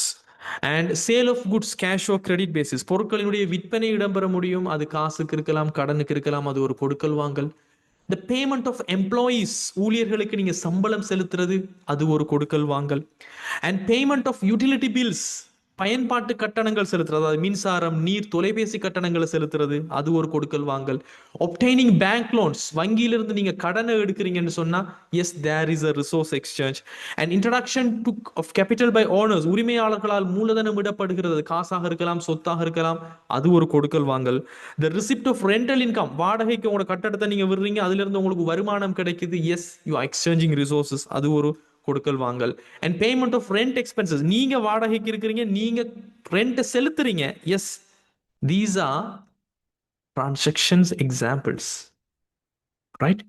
So I hope so I'm making sense here, right? So I think Naveed is saying my sound is low. Is it? I don't think so. My sound is in good level, right? Otherwise, please tell me. I'll increase my volume. Voice is good, right? All good, right? Anyhow, I have increased a little bit of my voice sound. It's good, right? Okay. Right. So let's continue. So these are the common examples of business transactions. So you have understood. அப்போ நீங்க புரிஞ்சுக்கொண்டீங்க கொடுக்கல் வாங்கல் என்றால் என்ன என்று. Now I'll tell you one example. நிறைய கொடுக்கல் வாங்கல் இடம்பெறும் ஸ்டூடெண்ட். இதில் காசு இப்போ நீ உதாரணத்துக்கு ஒரு ஃபோன் ஷாப் ஒன்று வச்சுக்கிறீங்க. காலையில் ஒரு 10 மணிக்கு ஒரு 10 சாம்சங் ஃபோனை வாங்குறீங்க, மொத்தம் 5 லட்சம் ரூபா கொடுக்குறீங்க. அதுக்கு பேர் என்ன? காசு கொடுக்கல் வாங்கல். ஏன்? காசு உங்களை விட்டு போகுது. அதுவே ஓகே, ஃபோனில் காலையில் ஒரு 5 லட்சம் ரூபாய்க்கு 10 ஃபோனை வாங்கினீங்க, காசு கொடுத்தீங்க. ஒரு 10 மணி ஆகுது, ஃபோன் ஷாப்பில் வந்து ஒரு கஸ்டமர் வந்து அவர் ஃபோனை வந்து ஒரு 80,000 ரூபாய்க்கு வித்துட்டார், அல்லது நீங்கள் அவருக்கு வித்துட்டீங்க. இதுவும் என்ன? This is also cash transaction, காசு கொடுக்கல் வாங்க. தென் ஒரு 11 மணி ஆகுது, ரைட்? உங்களோட ரெகுலர் கஸ்டமர், வளமையான கஸ்டமர் ஒருத்தர் வந்து அவருக்கு வந்து நீங்கள் ஃபோனை, ஒரு ஃபோன் அக்சசரிஸ், உதாரணத்துக்கு ஒரு பேட்டரின்னு வைங்களேன், ஒரு பேட்டரி ஒன்று விற்கிறீங்க, 15,000 ரூபாய்க்கு விற்கிறீங்க, பட் கடனுக்கு விற்கிறீங்க. அதுக்கு பேர் என்ன? கடன் கொடுக்கல் வாங்க. அண்ட் ஆஃப்டர்நூன் ஆகுது, உங்களோட ஷாப்புக்கான வாடகை 25,000 ரூபா கொடுக்குறீங்க. எஸ், காசாக கொடுக்குறீங்க, அது ஒரு காசு கொடுக்க வாங்க. உங்களோட எம்ப்ளாயீஸுக்கு 30,000 ரூபா காசாக கொடுக்குறீங்க. எஸ், அது ஒரு காசு கொடுக்கல் வாங்க, ரைட்? கடனுக்கு வாங்கி போனவர் உங்கள்கிட்ட காசை தாரார், எனவே காசு கொடுக்கல் வாங்க. உங்களோட எலக்ட்ரிசிட்டி பில்ல காசாக கொடுக்குறீங்க, காசு கொடுக்கல். எனவே யூ ஹேவ் டு ரிமெம்பர், காசு நம்மளை விட்டு போகுது வந்தால் தான் அது காசு கொடுக்கல் வாங்கல், இல்லாவிட்டால் அது கடன் கொடுக்கல் வாங்கலாக இருக்க முடியும். Now we will try to understand events, because கொடுக்கல் வாங்கல்கள் நிகழ்வுகள் கணக்கீட்டினுடைய உள்ளீடு நம்ம பார்த்தோம். ஸோ நிகழ்வுகள் என்பதனை இப்போ நம்ம புரிஞ்சுக்கொள்ள ட்ரை பண்ணுவோம். What is means by events? So these are occurrences that affect the business but involve only one party, the business itself. வணிகத்தை பாதிக்கும், ஆனால் ஒரே ஒரு தரப்பினரை, வணிகத்தையே உள்ளடக்கிய சம்பவங்கள் மட்டும்தான். இங்க 2 பேரு தேவையில்லை. கொடுக்கல் வாங்கல்கள் மாதிரி நிகழ்வுகள் 2 பேர் இருந்துதான் நடக்கணுங்கிற விஷயம் இல்லை. வணிகத்தை மட்டுமே பாதிக்கக்கூடிய விஷயங்கள் சம்பவங்களாக கூட இருக்கலாம், ரைட்? அப்போ இதனுடைய அர்த்தம் என்னடா ஸ்டூடெண்ட்ஸ்? ஃபார் எக்ஸாம்பிள், காலநிலை மாறுதுன்னு வைங்களேன், வெதர் கண்டிஷன் மாறுது, அது உங்களோட பிஸ்னஸுக்கு வளமையாகவே காலநிலைகள் மாறுற விஷயம் பாதிக்கக்கூடியதாக இருக்குது. ஆனால் நீங்கள் இங்கே ஏதாவது எக்ஸ்சேஞ்ச் கொடுத்தீங்கடா, இன்றைக்கு மழை பெய்யுது, ரைட்? உங்களோட பிஸ்னஸுக்கு மழை தேவை. நீ ஒரு விவசாயம் சம்மந்தப்பட்ட பிஸ்னஸ் செய்கிறீங்க, மழை பெய்யுது. மழை பெய்யணுங்கிறதுக்காக நீங்கள் எதையாவது கொடுத்தீங்களா? இல்லை. உங்களோட பிஸ்னஸுக்கு வெயில் தேவைப்படுது, நீங்கள் ஒரு சோலார் பவர் கம்பெனி வைக்கிறீங்க, வெயில் தேவைப்படுது. வெயில் வாரத்துக்கு நீங்கள் எதையாவது கொடுக்குறீங்களா? இல்லை. அப்போ இங்கே 2 பேருங்கிறது தேவையில்லை. அதுதான் ஈவெண்ட்ஸ், நிகழ்வுகள். You don't need to exchange anything with anyone else. நடக்கும்போது எதுவுமே நம்ம யாருக்கும் கொடுக்க தேவையில்லை. பட் அந்த நிகழ்வுகள் சில நேரங்களில் மிக மிக சிக்னிஃபிகண்டா நம்மளோட வணிகத்தின் மீது இம்பாக்ட் பண்ணும், நம்மளுடைய நிதி நிலைமையின் மீது இன்வால்வ் ஆகும், ரைட்? இங்க யாரும் நிறுவனத்துக்கு உள்ள இருந்தோ வெளியேறிக்கிற நபர்களாக இருக்க மாட்டாங்க, ரைட்? எனவே students, let's see the events. Events have the significant impact on the business financial position but do not involve external party transaction. எனவே நிகழ்வுகள் என்பது வணிகத்தின் நிதிநிலையில குறிப்பிடத்தக்க தாக்கத்தை ஏற்படுத்தும், ஆனால் வெளிப்புற தரப்பினருடனான கொடுக்கல் வாங்கல்களை உள்ளடக்குவது இல்லை. அதுதான் நிகழ்வுகள். ஸோ நிகழ்வுகளுக்கான எடுத்துக்காட்டுகளை நான் சொல்றேன். Stock damage due to fire, flood or natural expiry. தீ அல்லது வெள்ளம் அல்லது இயற்கையாக காலம் கடத்தல், எக்ஸ்பைரி ஆகிற காரணமாக உங்களுடைய சரக்கு என்றால் நீங்க விற்க இருக்கக்கூடிய பொருள் சேதமடைந்து விட்டது. இது யாருக்கு குறை சொல்றது? யாருக்கு நாம எதை கொடுத்தோம்? It's happen. அப்ப இது கொடுக்கல் வாங்கல, இதுக்கு பேரு நிகழ்வுங்கிற புரிதல் இருக்கணும் ஒரு ஸ்டூடெண்டா, right? You have to understand that in a better way. இப்போ உதாரணத்துக்கு ஸ்டூடெண்ட்ஸ், நம்ம இப்போ ஏற்கனவே சொன்ன ரெஸ்டாரண்ட் எக்ஸாம்பிள் எடுத்தீங்கன்னா, போன மழை காலத்துல பெரிய ஒரு வெள்ளம் வந்துச்சு. நம்ம அக்குரணை எடுத்துக்கொள்ளலாம். அக்குரணை சைட் வெள்ளம் லைட்டா மழை பெஞ்சா போதும், அவ்வளவுதான், கடையெல்லாம் மிதக்கும். எனவே இப்போ லாஸ்ட் இயரில் ஒரு மழைக்காலம் வந்துச்சு, வாட்டர் வந்து ஒரு 50,000 ரூபாய் பெறுமதியான அரிசியை டேமேஜ் பண்ணிடுச்சு. ரைட், நீங்கள் ஸ்டோர் பண்ணி வச்சிருந்த இடத்துல. இப்போ இது ஒரு நிகழ்வு. ஏன் இது ஒரு நிகழ்வு? உங்களோட பிஸ்னஸை பாதிச்சுக்குது. இதுக்கு வேற யாரும் எந்த ஒரு பொறுப்பும் இல்லை, யாரும் இன்வால்வ் ஆகலை. ஆனால் பிஸ்னஸ் ஏதோ ஒரு அடிப்படையில் பெருமதியை இழந்திருக்குது, நஷ்டம் அடைஞ்சிக்குது. ஆனால் அதுக்காக எந்த ஒரு பரிமாற்றமும் இங்கே இடம்பெறல. எனவே இது ஒரு நிகழ்வாக பார்க்கப்படும். Same time depreciation of assets, natural decrease in value of properties over time, சொத்துக்களினுடைய பெருமான தேய்வு, காலப்போக்கில் சொத்துக்களின் பெருமதியில் ஏற்படக்கூடிய ஒரு இயற்கையான ஒரு குறைவாக நம்ம பார்க்கிறோம். நம்ம இதை பற்றியெல்லாம் ரொம்ப டீப்பாக பார்ப்போம் ஸ்டூடெண்ட்ஸ். இப்போ உதாரணத்துக்கு நீங்கள் உங்களோட ரெஸ்டாரண்ட்டுக்கு இந்த மெடிக்கோல் அடுப்புன்னு சொல்லுவோம், குக்கிங் ஸ்டோவ், ரைட்? ஒரு தொழில் ரீதியான ஒரு அடுப்பு ஒன்று வாங்குறீங்க, 2 லட்சம் ரூபா பெறுமதியானது, ரைட்? எப்போ வாங்கினீங்க? 2 வருஷத்துக்கு முன்னாடி வாங்கினீங்கன்னு வச்சுக்கொள்ளும். இப்போ அது வெறும் 1.5 லட்சத்துக்கு தான் பெறுமதி வேர்த் அறிக்குது. ஏன்? வளமையாவே அப்படித்தானே, பாவிக்க பாவிக்க புதுசா வாங்கினதை அதே மாதிரி விற்க முடியுமா? இல்லை. அது ஒரு நிகழ்வு. பெறுமதி இழக்கப்படுவது என்பது ஒரு நிகழ்வு. பிகாஸ் உங்களோட பிசினஸ் பாதிக்கப்படுது. 2 லட்சம் ரூபாயோட அடுப்பு இப்போ 1.5 லட்சம் தான் விற்கப்பட இயலும். அதனுடைய பெறுமதி குறைஞ்சிக்குது. எனவே உங்களோட பிசினஸ்னுடைய சொத்து குறையுது, பிசினஸ் பாதிக்கப்படுது. ஆனா நம்ம வெளியால யாரோடையும் எதையும் பரிமாற்றம் செய்யல. இது ஒரு இயற்கையாக சொத்துக்கள் என்பது காலம் போக போக பெறுமதியை இழக்கும். நிலத்தை தவிர, ரைட், லேண்ட் சொல்லக்கூடிய நிலத்தை தவிர மற்ற அனைத்து சொத்துக்களும் காலப்போக்கில் அதனுடைய பெறுமதியை இழக்கும். That is natural. அது ஒரு நிகழ்வு. At the same time bad debts, அறவிட முடியா கடன் என்பது ஒரு நிகழ்வு ஸ்டூடெண்ட்ஸ். கடன் போட்டோர்கள் செலுத்த வேண்டிய தொகையை செலுத்த முடியாத போது, that is an event, that is not a transaction actually. இப்போ நீங்க ரெகுலரா ஒரு கஸ்டமர் இருக்கிறார், அவர் ஒரு 25,000 ரூபாய் பெறுமதியான ஒரு ஆர்டர் உண்டு உங்களுக்கு தாரார். ஆனா திடீர்னு அவரை காணல, டிசப்பியர்ட். அவரால் பேமெண்ட் பண்ண, அவர்கிட்ட வர வேண்டிய பேமெண்ட்டை காணும். நீங்கள் கடைசி போக்கில் ட்ரை பண்ணி பார்க்குறீங்க, மெயில் அனுப்புறீங்க, இமெயில் அனுப்புறீங்க, கால் எடுக்கிறீங்க, வாட்ஸ்அப் பண்ணுறீங்க, no response at all. Okay, அறவிட முடியாத கடனா பதிவளிப்போம், இது வரமாட்டிச்சுன்னு விட்டுருவோம்ட்டு முடிவுக்கு வரீங்க. இப்போ என்ன நடக்குது? உங்களோட பிஸ்னஸ், உங்களுக்கு வர வேண்டிய காசு நீங்கள் இழக்கிறீங்க, உங்களுக்கு ஒரு நஷ்டம். ஆனால் நீங்கள் இப்படி ஒன்று நடக்குங்கிறதுக்காக யாருக்கும் எதையும் கொடுக்கல. கஸ்டமர்ஸ் இன்னபிலிட்டி ஆயிட்டாங்க, ரைட்? ஸோ இது எல்லாமே ஸ்டூடெண்ட்ஸ் நிகழ்வுகளாக பார்க்க முடியும். அதே சமயம் natural disasters affecting the business assets, வணிக சொத்துக்களை பாதிக்கக்கூடிய இயற்கை பேரழிவுகள் இடம்பெறுவது, ரைட்? சுனாமி வாரது, வெள்ளம் வாரது, தீயழிவு, இதெல்லாமே events. At the same time theft or loss of inventory, திடீர்னு ஒரு திருட்டு நடந்துருச்சு நம்மளோட ஃபேக்டரியில, பொருட்களை நம்ம இழந்துட்டோம். அதே மாதிரி changes in the market value of investments, உங்களோட ஒரு கம்பெனியுடைய பங்கினுடைய ஷேர்ஸ் 100 ரூபாயிலேருந்து 70 ரூபாவை குறைஞ்சிட்டு, இதெல்லாம் நிகழ்வுகள். Because it's affecting your business, but you are not exchanging anything with any persons. அதுவா நடக்குது. So the key distinctions, இங்க முக்கியமான வேறுபாடாக நம்ம என்னென்ன விஷயங்களை நம்ம பார்க்கிறோம்னு சொன்னா ஸ்டூடெண்ட்ஸ், இங்க நிகழ்வுகளுக்கும் கொடுக்கல் வாங்கல்களுக்கும் என்ன டிஃபரெண்ட் என்று பார்த்தீங்கன்னு சொன்னா, கொடுக்கல் வாங்கல் என்று சொல்லக்கூடியது it will involve 2 or more parties with exchange of resources. வளங்கள் அங்க பரிமாற்றப்படும். ஒருத்தவங்ககிட்ட இந்த காசுக்காக இன்னொரு வளம் என்பது பரிமாற்றப்படும். ஆக குறைஞ்சது 2 பேர் இருக்கணும், அல்லதுக்கு மேற்பட்ட தரப்பினர்கள் இருக்கணும். That's the key thing. But ஒரு ஈவெண்ட்டை நம்ம பார்த்தோம்டா, ஒரு நிகழ்வாக நம்ம பார்த்தோம்னு சொன்னா, வெளிப்புற தரப்பினருடைய எதையுமே நம்ம பரிமாற்றம் செய்யறல. ஆனா நடக்கிற விஷயம் நமக்கு நஷ்டத்தையோ லாபத்தையோ கொண்டு வரும். That's events. I don't think so. உங்களுக்கு எந்த ஒரு உங்களோட இன்ஸ்டிடியூட்ல இப்படி எல்லாம் படிப்பிச்சாங்கன்னு எனக்கு தெரியாது. உங்களோட ஸ்கூல்ல இதெல்லாம் சொல்லி தந்தாங்களா? ஸ்கூல்லையோ நீங்க போற இன்ஸ்டிடியூட்லயோ ஈவெண்ட், நிகழ்வு என்பது யாருமே தேவையில்லைங்கிற ஒரு விஷயத்தாவது சொன்னாங்களா? சில கிட்ட எஸ்ஸோனோ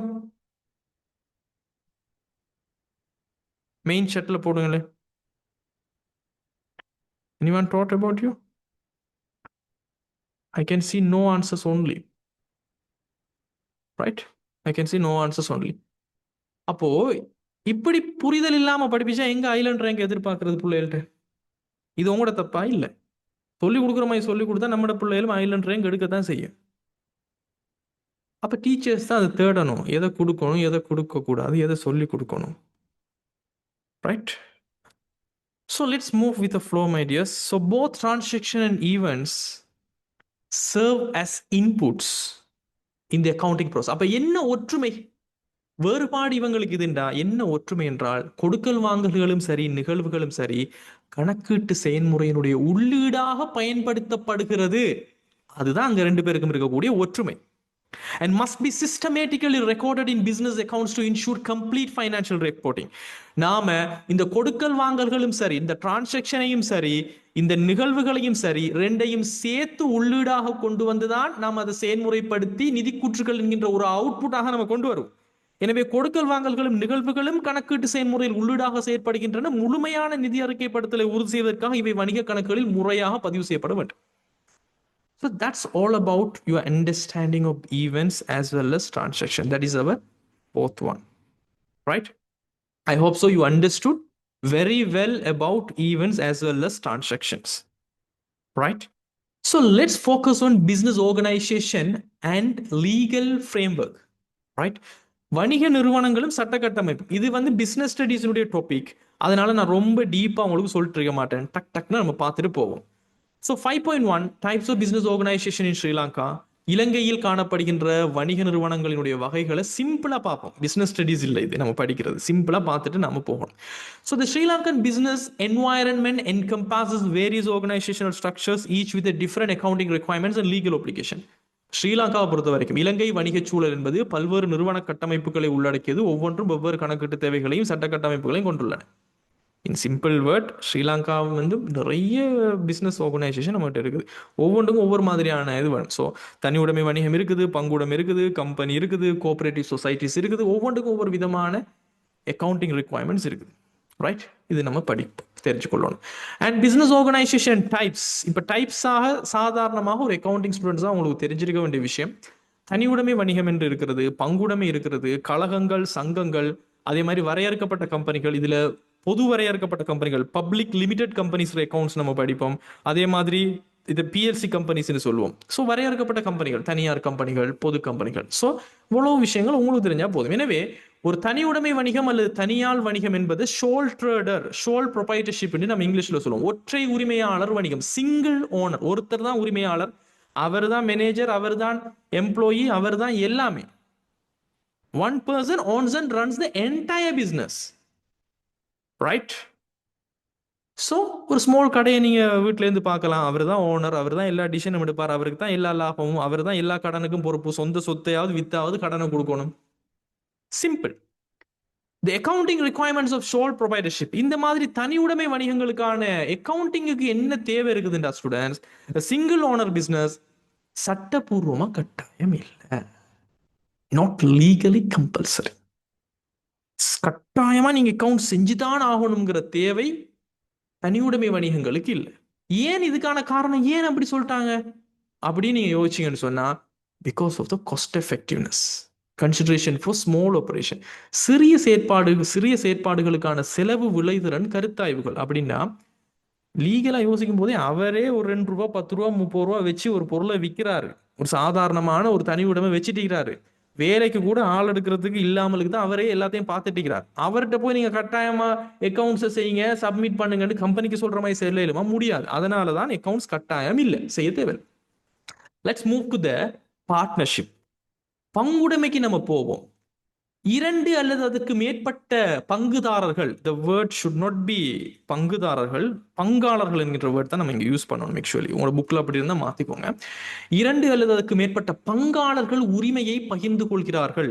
இங்க ஒருத்தர் கிடையாது, ஆக குறைஞ்சது 2 பேரு அல்லது அதுக்கு மேற்பட்டவங்க அந்த ஆர்கனைசேஷனுடைய உரிமையை பங்கு கொள்றாங்க, ரைட்? இதுக்கு அக்கௌண்டிங்கினுடைய ரிக்வயர்மெண்ட் என்ன? சட்ட ரீதியாக என்ன ரிக்வயர்மெண்ட் பண்றாங்கண்டா, here also not legally compulsory. சட்டபூர்வமாக அக்கௌண்டிங் இவங்க செய்யத்தான் வேண்டும் என்கின்ற கட்டாயம் பங்குடைமை வணிகங்களுக்கும் இல்லை. பங்குடைமை கட்டளை சட்டத்தால் நிர்வகிக்கப்படுகிறது. தேர் இஸ் an பங்குடைமை கட்டளை சட்டம், நீங்க பிசினஸ் ஸ்டடீஸ்லாம் படிப்பீங்க, கவர்ன்ட் பை பார்ட்னர்ஷிப் ஆர்டினன்ஸ். பங்குடைமை கட்டளை சட்டம் என்கின்ற ஒரு சட்டம் தான் இந்த பங்குடைமையை நிர்வகிக்கக்கூடியதா இருக்குது. என்ன செய்யணும், எப்படி செய்யணுங்கிற விஷயம் அவ்வளோ உங்களுக்கு அக்கௌண்ட்ஸுக்கு போதுமானது. அண்ட் கழகங்கள் மற்றும் சங்கங்கள், கிளப்ஸ் அண்ட் சொசைட்டிஸ் அப்படின்னு சொல்லுவோம், ரைட்? ஸோ இந்த கிளப்ஸ் அண்ட் சொசைட்டிஸ் அப்படிங்கிற ஸ்டூடெண்ட்ஸ் இது வந்து அங்கத்தவர்கள் இருப்பாங்க, அவங்களோட சமூகத்தை சேர்ந்தவங்க இருப்பாங்க. லாபம் உழைக்காமலுக்கு அவங்களோட நலனுக்காக செயற்படக்கூடிய ஒரு பிசினஸ். இது பொதுவாக நான் ப்ராஃபிட் ஓரியன்ட் ஆர்கனைசேஷனாக இருக்கும். இந்த கிளப்ஸ் அண்ட் சொசைட்டி வந்து லாப நோக்கமற்ற ஒரு வணிகமாகத்தான் பார்க்கப்படுகிறது. இப்போ உதாரணத்துக்கு candy cricket club, Colombo swimming club, ladies college old girl association, rotary club, இந்த மாதிரியான லாப நோக்கமற்ற நிறுவனங்கள். இவங்களினுடைய அக்கவுண்டிங் ரிக்குவயர்மெண்ட் என்னன்னு சொன்னா, சட்டபூர்வமாக இவங்களும் கிளப்ஸோ சொசைட்டியும் கட்டாயமாக அக்கவுண்டிங் செய்ய வேண்டிய அவசியம் இல்லை. Not legally. அப்ப தனியுடைமை, பங்குடைமை, சங்கங்கள், கழகங்கள் மூன்றுக்குமே அவசியம் இல்லை. they focus on member services rather than profit generation. ஏன்? பிகாஸ் அவங்க வந்து அந்த அங்கத்தை அந்த கிரிக்கெட் சொசைட்டினா அந்த கிரிக்கெட் சொசைட்டி அதில் ஒரு 15 பேர் இருக்கிறாங்கன்னா அவங்களோட நன்மையை பார்ப்பாங்களே தவிர அவங்களுக்கு லாபம் உழைக்க வேண்டிய அவசியம் இல்லை இங்க. So that is clubs and societies. Now let's talk about an important organization structure that is limited companies or public limited companies. முக்கியமாக public limited companies சொல்லக்கூடிய PLC companies, corporate entities with a separate legal existence. தனிச்சட்ட ஆளுமையை கொண்ட நிறுவனங்கள். அது என்னது தனிச்சட்ட ஆளுமை?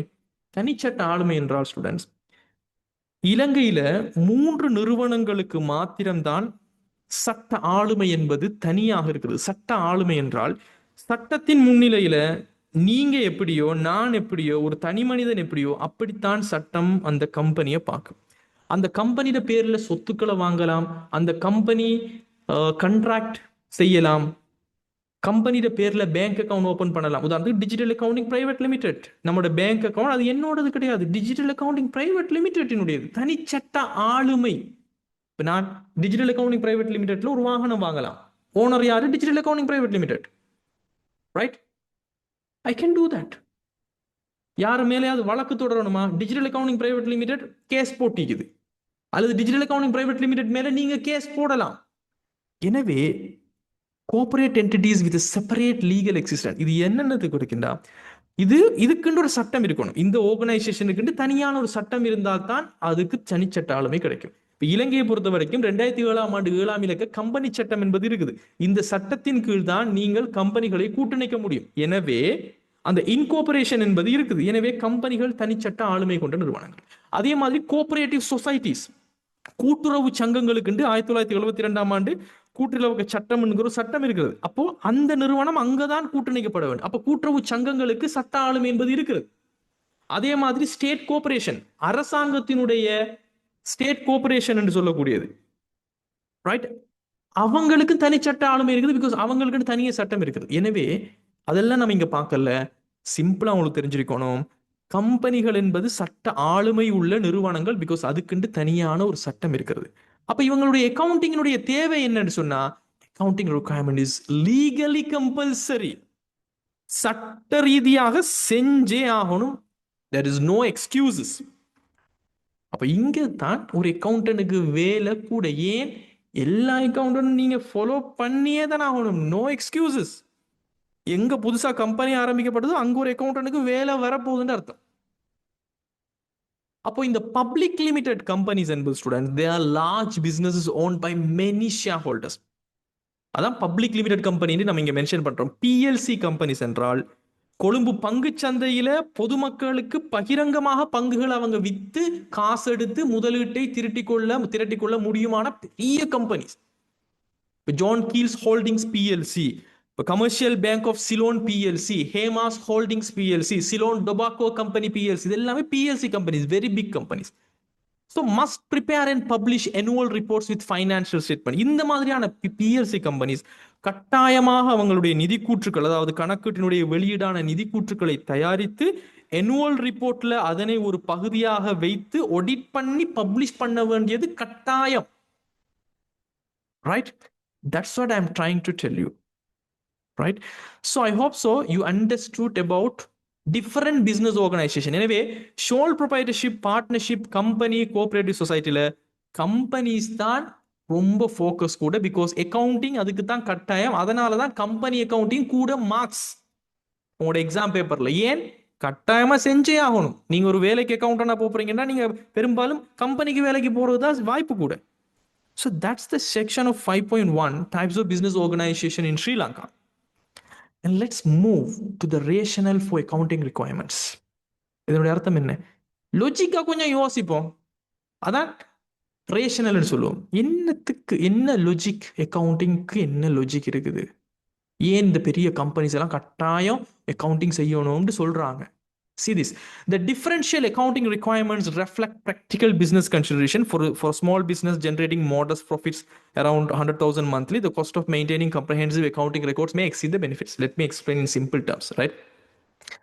So, உதாரணத்துக்கு students, நீங்கள் ஒரு ஸ்மால் மொபைல் ஃபோன் ரிப்பேர் ஷாப்பை ரன் பண்ணுறீங்க பெட்டிக்குலோ ஏரியான்னு வச்சுக்கோங்களேன். மாதம் ஒரு 80,000 ரூபாய் லாபம் உழைக்கிறீங்க, ரைட்?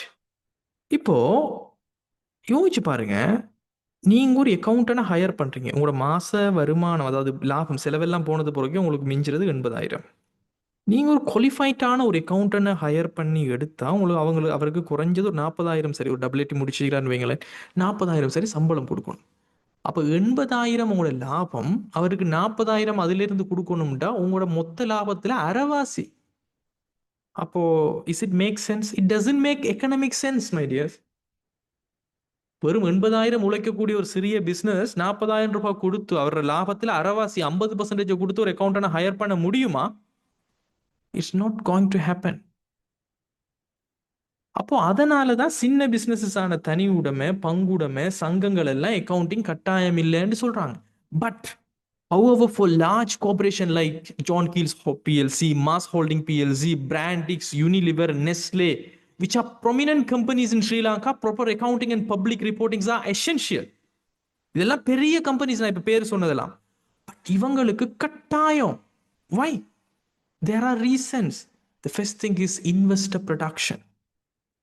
யோசிச்சு பாருங்க, இந்த கம்பெனிஸ் எல்லாத்துலேயுமே பொதுமக்கள் லட்சக்கணக்கில் கொடுத்து 10 லட்சம் 15 லட்சம் ரூபாய் பெறுமதியான காசை போட்டு ஆயிரக்கணக்கான லட்சக்கணக்கான பொதுமக்களோட காசு இருக்குது. அப்ப இந்த முதலீட்டாளர்களை யாரு பாதுகாக்கிறது? இவங்களோட பிசினஸ்ல என்ன நடக்குதுன்னு தெரிஞ்சு கொள்ளணுமா இல்லையா? அதனாலதான் அரசாங்கம் சட்டத்தை போட்டு கம்பெனி சட்டத்துல கட்டாயம் அக்கவுண்ட்ஸ் செய்யுங்க, ரைட்? கொலம்போ ஸ்டாக் எக்ஸ்சேஞ்ச் வெப்சைட்ல கொண்டு வந்து பப்ளிஷ் பண்ணுங்க, உரியவங்க பார்க்கட்டும், அவங்க டிசிஷன் எடுக்கட்டும்னு சொல்லுவாங்க. எத்தனை பேர் நீங்க சிஎஸ்சி வெப்சைட்டுக்கு போய் பார்த்துக்கிறீங்க? கொலம்போ ஸ்டாக் எக்ஸ்சேஞ்சினுடைய வெப்சைட்டுக்கு போய் பார்த்துக்கிறவங்க எத்தனை பேர்? Right? Let me share the screen, my dears. I have shared the screen. I hope so. Right? You can see the screen right now. Let me share it again for your better understanding. Right? See the screen? This is CSE. நீங்க Colombo stock exchange நீங்க share பண்ணீங்கன்னா this is Colombo stock exchange. So இந்த Colombo stock எக்ஸ்சேஞ்சினுடைய வெப்சைட்டுக்குள்ள நீங்க போனீங்கன்னு சொன்னா, Colombo stock எக்ஸ்சேஞ்சில் எப்பயுமே students there is a must, எல்லா பிஎல்சி கம்பெனிஸும் அவங்களினுடைய நிதி கூற்றுக்களை இங்க பப்ளிஷ் பண்ணணும், ரைட்? இப்போ நீங்க இந்த இடத்துல போயிட்டு let's go to this place, right? Company search. இதுல கம்பெனியை நீங்க தேடுங்க. உதாரணத்துக்கு ஜான் கீல்ஸ் ஹோல்டிங்ஸ் பிஎல்சி. எந்த கம்பெனி, எல்லா பப்ளிக் லிஸ்டட் கம்பெனியினுடைய எல்லா விவரங்களும், நிதி கூற்றுகள், அவங்களுடைய அனைத்து இன்ஃபர்மேஷனும் இதில் இருக்கு. இதில் பாருங்க, ஜான் கீல்ஸ் ஹோல்டிங் பிஎல்சி, அவங்களுடைய பதிவிலக்கம், ரைட்? இன்றைக்கு ப்ரீவியஸ் க்ளோஸ், இன்றைக்கு 23 ரூபாய் அவங்களோட ஒரு பங்கு விலை போகுது, ரைட்? டேர்ன் ஓவரை பாருங்க, 196 மில்லியன். பங்குகள் எவ்வளவு கொடுத்திக்கிறாங்க, எவ்வளவுக்கு ட்ரேட் பண்ணப்பட்டிக்குது, இந்த டீட்டெயில்ஸ் எல்லாம் இருக்கு. இப்போ கம்பெனியுடைய மொத்த ப்ரொஃபைலும் இருக்கு. யார் எக்ஸிக்யூட்டிவ், யார் போர்ட் மெம்பர்ஸ், இவங்களோட ஆடிட்டர்ஸ் யாரு, ரைட்? அவங்களோட ஆர்டிகல் ஆஃப் அசோசியேஷன் நீங்க படிச்சிருப்பீங்க business ஸ்டடீஸ்ல.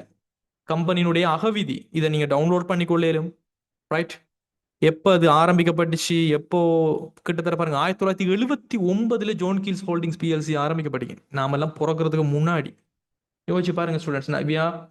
For example we are almost in 2026 அப்படின்னு சொன்னீங்கன்னு சொன்னா, 1979 சொன்னா 47 வருஷ கம்பெனி. உங்களோட வயசு ஏண்ட வயசை விட கூட. அவங்களோட அட்ரஸ், அவங்களோட சார்ட்ஸை நீங்க இங்க பார்க்க முடியும், என்ன நடந்தீங்கன்னு சொல்லி. அண்ட் ஃபைனான்ஷியல், இந்த இடம் தான் உங்களுக்கு முக்கியம். இந்த ஃபைனான்ஷியலுங்கிற செக்ஷனுக்குள்ள போனீங்கன்னா அவங்களுடைய கடைசியான எனுவல் ரிப்போர்ட், 2024-25 ஆண்டுக்கான எனுவல் ரிப்போர்ட்டை நீங்க பார்க்கலாம். இதுதான் ஆண்டறிக்கை என்று சொல்லக்கூடிய எனுவல் ரிப்போர்ட். ஸோ இந்த annual report ஐ ஹோப்ஸ் உங்களுக்கு இப்போ பார்க்க முடியுமாய்க்கும். இந்த annual ரிப்போர்ட்டில் தான் நம்மளுடைய நிதி கூற்றுக்கள் என்பது இருந்து கொண்டிருக்கு. ரைட். ஸோ இதில் இன்ட்ரடக்ஷன் ரிப்போர்ட்ஸ் நிறைய விஷயங்கள் இதில் சொல்லியிருப்பாங்க. இதில் ஒரு பகுதியாக இருக்கக்கூடியது தான் financial statements. Right. Financial statement சொல்லக்கூடிய ஒன்று இருக்கு. ரைட். இது நீங்கள் அதனுடைய கண்டென்ட்டை பார்த்தீங்கன்னு சொன்னால் யூ வில் கெட் எங்கே அந்த ஃபைனான்ஷியல் ஸ்டேட்மெண்ட்ஸ் இருக்குதுன்னு சொல்லி. ரைட். ஃபைனான்ஸ் ஸ்டேட்மெண்ட் 289வது பேஜிலிருந்து நிதி கூற்றுகள் ஆரம்பிக்கிறது. ரைட். ஃபைனான்ஷியல் ஸ்டேட்மெண்ட்ஸ் இதிலிருந்து இவங்க ஆரம்பித்து அவங்களுடைய annual ரிப்போர்ட் போட்டு ஆடிட் பண்ணிக்கிற எல்லா விஷயங்களும் இதில் வரும். பாருங்கள், இதுதான் ஆடிட்டர்ஸ் ரிப்போர்ட். EY தான் அவங்களோட ஆடிட்டர்ஸ். இதுதான் ஆடிட் ரிப்போர்ட். நிதி கூற்றுகள் எல்லாம் ஆடிட் பண்ணப்பட்டு சைன் பண்ணப்பட்டு சார்ட்டர்ட் அக்கௌண்டன்ஸால. இதுதான் ஒரு கம்பெனியினுடைய இன்கம் ஸ்டேட்மெண்ட். இது மொத்த குரூப்பினுடைய இன்கம் ஸ்டேட்மெண்ட். ரைட். இது கம்பெனியினுடைய இன்கம் ஸ்டேட்மெண்ட். ரைட். இதில் ஷேர் பண்ணப்படும் குரூப் ஃபைனான்ஷியல் கண்ட்ரோலர். ரைட். இவர் ஷேர் பண்ணப்பட்டு டெப்யூட்டி சேர்பர்சன் சைன் பண்ணப்பட்டு கேஷ் ஃப்ளோஸ் இருக்குது. So publicly available my dears. Everything is publicly available. So that is PLC companies. They must publish their financial statements. Right? So I hope so. You got the point now. Right? எல்லாருக்குமே share பண்ண screen விளங்கிச்சு தானே?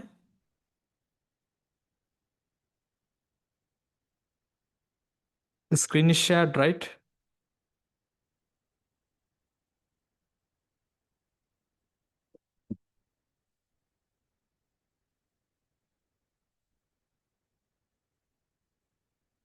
S. Okay, fine. So அப்போ இந்த மாதிரி ஏன் நம்ம நிதி கூற்றுக்களை தயாரிங்க பப்ளிஷ் பண்ணுறேன்னு சொல்கிறாங்க? முதலீட்டாளர்களை பாதுகாக்கிறதுக்கு. Same time market transparency. Because எல்லாரும் இப்போ நாம் ஒரு ஜென்ரல் பப்ளிக், நாம் அவங்களோட கம்பெனியில் என்ன நடந்துக்கிற எல்லா விஷயத்தையும் நமக்கு பார்க்க முடியுமா? சந்தையில் வெளிப்படைத்தன்மை இருக்கணும். Every one should have access to the same information. And regulatory compliance. சட்டப்படி சொல்லுப்பட்டி இது நீங்கள் பப்ளிக் லிமிடெட் கம்பெனிண்டா அக்கௌண்டிங்கை தயாரித்து உங்களோட annual ரிப்போர்ட்டை நீங்கள் பப்ளிஷ் பண்ணணும். தட் இஸ் ஒழுங்குமுறை இணக்கம். அப்படின்னா அரசாங்க நிறுவனங்கள் சொல்லி இருக்குது, ரெகுலேட்டரி பண்ணிக்குது. அண்ட் அக்கறை செலுத்தும் பிரிவினுடைய தீர்மானம் எடுக்கிறதுக்கு investor, executives, employees, customers, they need to take some decision. Right. அப்போ இந்த கம்பெனிஸ் எல்லாமே ஸ்டூடெண்ட்ஸ் ரெகுலராக annual ரிப்போர்ட்டை தயாரித்து அதில் ஃபைனான்ஷியல் ஸ்டேட்மெண்ட்டை உள்ளடக்கி பப்ளிக்கு, இன்வெஸ்டர்ஸுக்கு எல்லாருக்கும் எடுத்துக்கொள்கிற மாதிரி கட்டாயமாக அவங்க பப்ளிஷ் பண்ணணும். அது ஆக்சுவலாக டவுன்லோட் பண்ணி ரீட் பண்ணி தீர்மானங்களை எடுப்பாங்க. எவ்வளோ லாபம் உழைச்சிக்கிறோம், என்ன நடந்துக்குது போன வருஷம் என்பது. That's the rationale behind that. So these companies regularly publish annual reports and containing detailed financial statements accessible to the public and potential investors. இந்த நிறுவனங்கள் பொதுமக்களுக்கும் சாத்தியமான முதலீட்டாளர்களுக்கும் அணுகக்கூடிய விரிவான நிதி கூற்றுக்களை கொண்ட வருடாந்த அறிக்கைகளை தொடர்ச்சியாக வெளியிடுகின்றன. ரைட். ஸோ இதன் காரணமாகத்தான் இந்த நிறுவனங்கள் கணக்கீட்டு தேவைகளை வலியுறுத்துறதுக்கான மிக பிரதானமான காரணம். And let's see the 5.3 business activity classification. வணிக நடவடிக்கைகளை நம்ம வகைப்படுத்த போறோம். சிம்பிளா தெரிஞ்சுக்கொள்றதுக்கு we are not in the business studies, but சிம்பிளா நம்ம புரிஞ்சுக்கொள்வோம். பை நேச்சர் ஆஃப் ஆபரேஷன்ஸ், என்ன செயற்பாடுகளை செய்கிறாங்க என்கின்ற அடிப்படையில் நம்ம வணிகத்தை வகைப்படுத்த போனோம்னா, மேனுஃபேக்சரிங் உற்பத்தி செய்கிறாங்களா ஃபேக்டரியை வச்சு, அல்லது ரீட்டைலிங் சில்லறை வணிகம் இறுதி நுகர்வோனுக்கு விற்கிறாங்களா, அல்லது சேவை வணிகம் இப்போ நான் உங்களுக்கு செஞ்சுட்டு இருக்கிற மாதிரி செய்கிறாங்களா என்பதை பார்க்கணும். எனவே பொருட்கள் வழங்கக்கூடிய வணிகங்கள், சேவை வழங்கக்கூடிய வணிகங்கள் என்று சொல்லி அக்கௌண்டிங்கு சிம்பிளாக நம்ம பிரித்து பார்க்குறோம். Not like business studies. So பொருட்களை வழங்கக்கூடிய வணிகம் என்றால் என்ன? Trading, manufacturing and retail operations. வர்த்தகம் செய்கிறது. ட்ரேடிங் என்பதுக்கு சரியான கருத்து வர்த்தகம் இல்லை, இட்ஸ் ஷுட் பி வியாபாரம். If it is like that, change it. Okay. வியாபாரம், உற்பத்தி மற்றும் சில்லறை விற்பனை நடவடிக்கைகளில் ஈடுபடுறது பொருளை வழங்குற வணிகம், கண்ணுக்கு தெரியக்கூடிய பொருளை. சேவை வழங்கக்கூடிய வணிகம் என்பது professional services, education service, teaching, doctor service, consultancy services, hospitality services, இதெல்லாமே சேவை வழங்கக்கூடிய வணிகங்கள். அப்போ காகில்ஸ் ஃபுட் சிட்டி போறீங்க, ரைட், வீட்டுக்கு தேவையான சாமான் வாங்கிட்டு வரீங்க, பொருள் வழங்கக்கூடிய ஒரு வணிகம். பிசிக்கல் ப்ராடக்ட்ஸை தொட்டு பார்த்து வாங்கக்கூடிய பொருட்களை விற்கிறாங்க. மேனுஃபேக்சரிங் பிசினஸ் என்பது என்ன? ஆடைகளை உற்பத்தி செஞ்சு விற்கிறாங்க, மாஸ் ஹோல்டிங்ஸ். ஆப்பிக்கோக்கு போறீங்க, பொருட்களை வாங்குறீங்க, ரைட். கேண்டிக்கு போறீங்க, தளபாடங்கள் வாங்குறீங்க, கதிரைகள் வாங்குறீங்க, டேபிள்ஸ் வாங்குறீங்க, மேனுஃபேக்சரர்ஸ் அதை ப்ரொவைட் பண்ணுறாங்க. இப்போ இது எல்லாமே ஃபிசிக்கல் ஐட்டம்ஸ், பொருட்களை வழங்கக்கூடிய வணிகங்கள் கொடுக்குறது. சேவை வழங்கக்கூடிய வணிகங்கள் என்றால் சர்வீஸ் கொடுக்குறவங்க, ஃபிசிக்கலாக தொட்டு பார்க்க முடியாது, வைத்து கொண்டிருக்க முடியாது.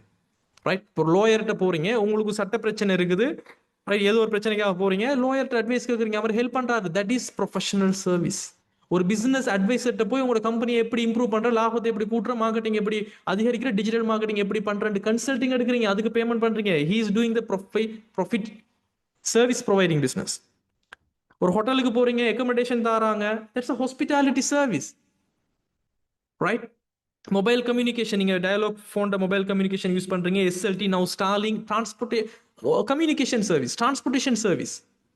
ரைட், தீஸ் ஆர் சேவை வழங்கக்கூடிய வணிகங்கள் என்கின்ற கேட்டகரிக்குள்ள நம்ம வருவோம். By the nature of the operation, உற்பத்தி செய்கிறாங்களா, பொருளை உற்பத்தி செய்கிறாங்களா, சேவை உற்பத்தி செய்கிறாங்கன்னு தன்மையின் அடிப்படையில். And we can categorise the business as well in the motive. லாபம் உழைக்கிறதுக்காக இருக்கிறாங்களா அல்லது லாப நோக்கம் இல்லாமல் இருக்கிறாங்களா, அப்போ profit or not for profit.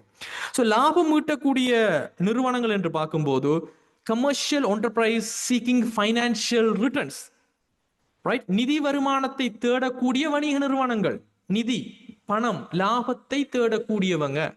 Almost all shops, all restaurant, all factories, all the service companies, most of 90% of the companies and businesses R they are seeking for the profit only. அப்போ primary பிரதானமான நோக்கம் பணம் சம்பாதிக்கிறது மட்டும் சொன்னா அதை நம்ம லாபம் ஈட்டக்கூடிய நிறுவனங்கள் சொல்றோம். And there are something called லாப நோக்கம் அற்ற நிறுவனங்கள், நான் ப்ராஃபிட் ஆர்கனைசேஷன்ஸ். லாப நோக்கம் அவங்களினுடைய பிரதானமான நோக்கம் இல்லை.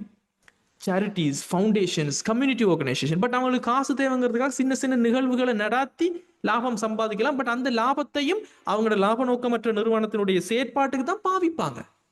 இப்போ வறுமையில் இருக்கக்கூடிய ஃபெமிலிஸுக்கு உதவி வழங்கக்கூடிய சில சேரிட்டிஸ் இருக்கலாம், சில ஸ்டூடெண்ட்ஸுக்கு ஸ்காலர்ஷிப் வழங்கக்கூடிய நிறுவனங்கள் இருக்கலாம், வில்லேஜில் சில டெவலப்மெண்ட் சொசைட்டி நடத்தக்கூடிய நிறுவனங்கள் இருக்கலாம்.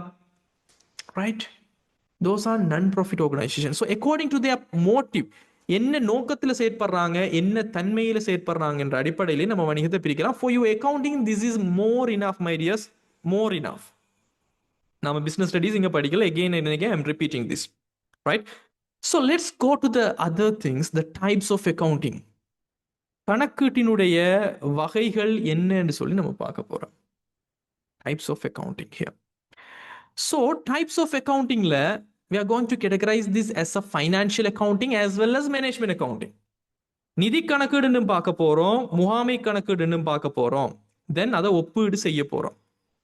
ஸோ 2 வகையான கணக்கீடுகள் இருக்கிறது, நிதி கணக்கீடு, முகாமைத்துவ கணக்கீடு. இந்த கிரய கணக்கீடுங்கிற கதையெல்லாம் கிடையாது. ரைட், அப்படிலாம் படிச்சாங்கன்னா போல கிரய கணக்கீடு மேனேஜ்மெண்ட் அக்கௌண்டிங் உள்ள இருக்கக்கூடிய ஒரு விஷயம். ரைட், ஸோ ஃபைனான்சியல் அக்கௌண்டிங் என்பது the preparation of information about the past transaction of the entity in a manner that will enable the external persons to make economic decisions. The very important key word is here past transaction, கடந்த கால கொடுக்கல் வாங்கல். That's what it is important word here. வெளியக தரப்பினர் பொருளாதார தீர்மானங்களை எடுக்க உதவும் வகையில் ஒரு நிறுவனத்தினுடைய கடந்த கால தகவல், போன வருஷம் நடந்த தகவல்களை தான் நிதி கூற்றுகளில் காட்டுவாங்க. ஆனுவல் ரிப்போர்ட்டை நம்ம பார்த்தோம், அதுல என்ன இருக்கும், போன வருஷம் ஜனவரியில் ஆரம்பிச்சா டிசம்பர்ல முடிவடைந்த 12 மாத காலமும் என்ன நடந்துச்சு, போன வருஷம் ஏப்ரல்ல ஆரம்பிச்சா மார்ச்ல முடிவடைந்த 12 மாத கால பகுதியும் என்ன நடந்துச்சு. அதுதான் நிதி கணக்கீடு. We are going to summarize the past transaction. That is financial accounting. இது பொதுவாக யாருக்கு தயாரிக்கப்படும், பொதுவாக எக்ஸ்டர்னல் பீப்புள், பட் இன்டர்னல் பீப்புளும் இதை யூஸ் பண்ணிக்கொள்ள முடியும். They want to know how the company is performing, outside people.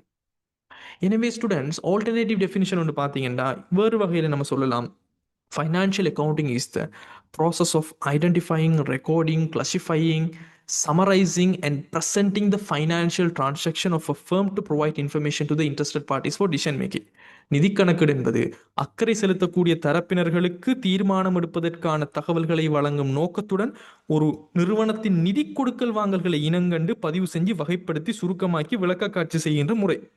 இது ரொம்ப டீப்பா போறோம், அவ்வளோக்கெல்லாம் டீப்பா நமக்கு தேவையில்லை. சிம்பிளா இது போதும். கடந்த கால தகவல்களை தீர்மானம் எடுக்கிறவங்களுக்கு, முக்கியமாக வெளியக தரப்பினர்களுக்கு நம்ம கொடுக்கறது. சம்டைம் அதை ஐடென்டிஃபை பண்ணி, கிளாசிஃபை பண்ணி, சமரைஸ் பண்ணி அதை ப்ரெசென்ட் பண்ணும். விளக்க காட்சி என்பது. So that is an alternative definition. So let's see some key characteristics here, right? முக்கியமான சில பண்புகளை நம்ம பார்ப்போம். இப்ப இந்த முக்கியமான பண்புகள் என்று சொன்னால் இந்த பண்புகள் எல்லாம் ஒரு ஃபைனான்சியல் அக்கவுண்டிங் இருக்கு, ரைட்? இதனுடைய யூசர்ஸ் யாரு, இதை பயன்படுத்துறவங்க யாருன்னு பார்த்தீங்கன்னா the both parties, internal and external stakeholders, right? நிறுவனத்திற்கு உள்ள இருக்கிறவங்களும் நிதி கணக்கீட்டினுடைய தகவல்களை பயன்படுத்துவாங்க, நிறுவனத்திற்கு வெளியே இருக்கிறவங்களும் பயன்படுத்துவாங்க. Because this is publicly available, right? Publicly அவைலபிள்னா என்ன? பொதுமக்கள் எல்லாருமே பயன்படுத்தலாம்னா நம்ம சொல்ல முடியுமா? நிறுவனத்துக்கு உள்ள இருக்கிற நீங்க பார்க்க வேணாம்னு சொல்ல முடியுமா? முடியாது. யாரு வேணா போகலாம், எடுக்கலாம்னு பப்ளிக்கா இருந்துச்சுன்னா டெஃபினெட்லி வெளியக தரப்பினர்களும் பயன்படுத்தலாம், உள்ளக தரப்பினர்களும் பயன்படுத்த முடியும், right? So that is the users. Students, I hope so you all are with me. அப்ப users என்பவங்க யாரு, பயன்படுத்துறவங்க யாரு? அப்போ உள்ளக தரப்பினர்கள் வெளியக தரப்பினர்கள் இரண்டு அக்கறையுடைய தரப்பினர்களும் they will use it.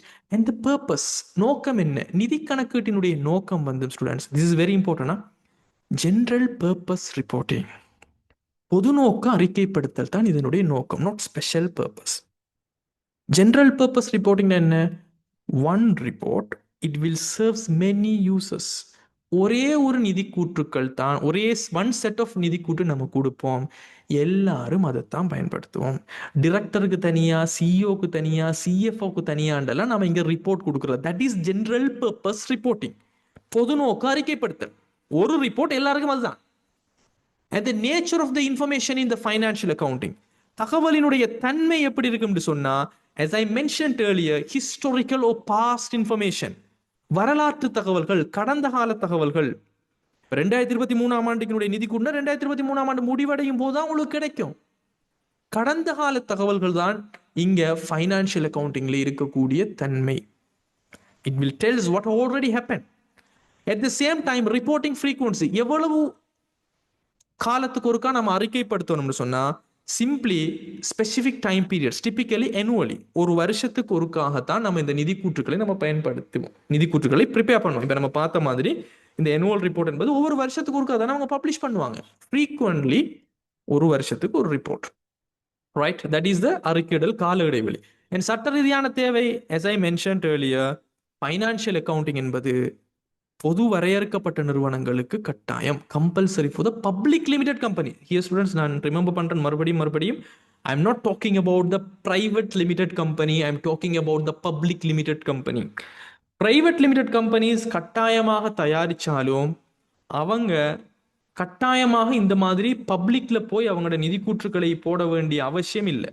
SCC, security exchange commission, right, அல்லது கொலம்பு ஸ்டாக் எக்ஸ்சேஞ்சில் போயிட்டு பப்ளிக்காக போட வேண்டிய அவசியம் பிரைவேட் லிமிடெட் கம்பெனிஸுக்கு இல்லை. ஆனால் பப்ளிக் லிமிடெட் கம்பெனிஸ் ஆன பொது வரையறுக்கப்பட்ட கம்பெனிகள் கட்டாயமாக அவங்க செய்யும். அப்போ அதனால தான் நான் சட்ட ரீதியான தேவை என்ன சொல்றேன், compulsory for the public limited company, பொது வரையறுக்கப்பட்ட கம்பெனிகள் கட்டாயமாக ப்ரிப்பேர் பண்ணியே ஆகணும். And let's talk about the output.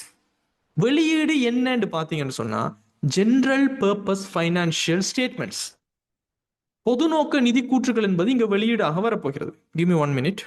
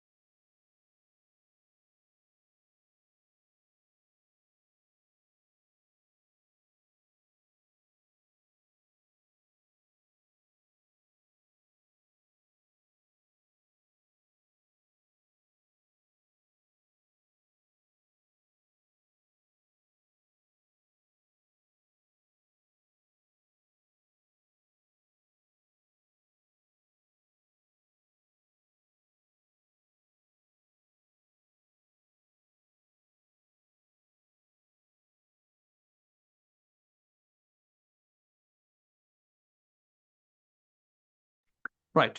So the output is going to be general purpose financial statement. Remember, my dears, in the word romba important. I'm again and again, I'm repeating to you.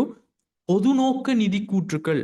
ஒரு report எல்லாருக்கும் என்பதை தெரிஞ்சு புரிஞ்சு கொள்ளணும். அதுதான் இதனுடைய வெளியீடு. ஒவ்வொருத்தருக்கும் ஒரு ரிப்போர்ட் இல்லை. அண்ட் த ஸ்டாண்டர்டைசேஷன், ரைட், நியமப்படுத்தல் என்பது இருக்கும். எல்லா கம்பெனிஸும் ஒரே மாதிரியான நியமங்களை பின்பற்றி ஸ்டாண்டர்டா பின்பற்றித்தான் இங்க கம்பெனிஸ் வந்து செய்யணும். So follow accounting concepts. கணக்கீட்டு எண்ணக்கற்கள். எல்லா நிறுவனங்களும் ஒரே மாதிரியான கணக்கீட்டு எண்ணக்கற்கள், விதிகள், கணக்கீட்டு நியமங்கள்னு சொல்லக்கூடிய அக்கவுண்டிங் ஸ்டாண்டர்ட்ஸ் எல்லாம் பின்பற்றணும் என்பது இங்கே இருக்கு. That is standardising. ஒரே ரூல்ஸ் எல்லாரும் ஃபாலோ பண்ணணும். ரைட். ஸோ ஃபைனான்ஷியல் அக்கவுண்டிங்கிறது உங்களோட A-level எக்ஸாம் மாதிரி தான் ஸ்டூடெண்ட்ஸ். ஒவ்வொரு வருஷம் நடக்கும், எல்லாருக்கும் போது ஒரு எக்ஸாம் எல்லாருக்கும். அதான் ஜென்ரல் பர்பஸ் ஃபைனான்ஷியல் ரிப்போர்ட்டிங்கிற ஒரு விஷயம். எனவே you must know these characteristic. யார் பயன்படுத்துகிறாங்க, என்ன நோக்கம், என்ன தன்மையான தகவல்கள், எவ்வளவு காலத்துக்கு ஒரு ரிப்போர்ட் பண்ணுவோம், லீகல் ரிக்வயர்மெண்ட் என்ன, அவுட்புட் என்ன, ஸ்டாண்டர்டைசேஷன் இருக்குதா இல்லையா. So these R the important characteristics. Right. Right. So let's talk about management accounting now. The second category, ரெண்டாவது கேட்டகரி, முகாமை கணக்கீடு அல்லது முகாமைத்துவ கணக்கீடுன்னு சொல்லலாம். ஸோ இதனுடைய டெஃபினிஷனை பார்த்தீங்கன்னா, the provision of relevant information that will assist and support all levels of management to plan, control, make decisions in order to fulfill their responsibilities. இப்போ திட்டமிடல் கட்டுப்படுத்தலுங்கிற வேர்டு வந்தாலே உங்களுக்கு நினைவு வரணும், அவங்க ஃபியூச்சரை பற்றி பேசுகிறாங்கன்னு சொல்லி. நாம் போன வருஷத்தை பிளான் பண்ணலுமா? ரைட். இப்போ 2021 அல்லது 2019 கொரோனா வந்ததை இப்போ இருந்து 2019க்கு நம்ம பின்னுக்காகவும் 2019 போய் பிளான் பண்ணுவோம்னு சொல்ல முடியுமா? முடியாது. ஃபியூச்சரை தான் நம்ம பிளான் பண்ணலாம், ஃபியூச்சரை தான் நம்ம கட்டுப்படுத்த நினைக்கலாம். போனது அவ்வளோதான். அப்போ இந்த பிளான் கண்ட்ரோலுங்கிற வேர்டு வந்தாலே, திட்டமிடுற கட்டுப்படுத்துறங்கிற வேர்டு வந்தாலே நினைச்சுக்கொள்ளணும் நம்ம ஃபியூச்சரை பற்றி தான் இங்கே பேசுகிறோம்னு சொல்லி. எனவே முகாமைத்துவத்தினுடைய அனைத்து மட்டம் ஃபர்ஸ்ட் கீழுக்கு இருக்கிற மேனேஜர்ஸ், அவங்களுக்கு மேல இருக்கிறவங்க, டாப் லெவலில் இருக்கிறவங்க, அனைத்து மட்டங்களும் தங்களோட பொறுப்பை நிறைவேற்றுவதற்கு திட்டமிட்டு கட்டுப்படுத்தி தீர்மானம் எடுக்க உதவக்கூடிய, அவங்கள ஆதரிக்கக்கூடிய, ஹெல்ப் பண்ணக்கூடிய பொருத்தமான தகவல்களை வழங்குறது தான் that is management accounting. Right.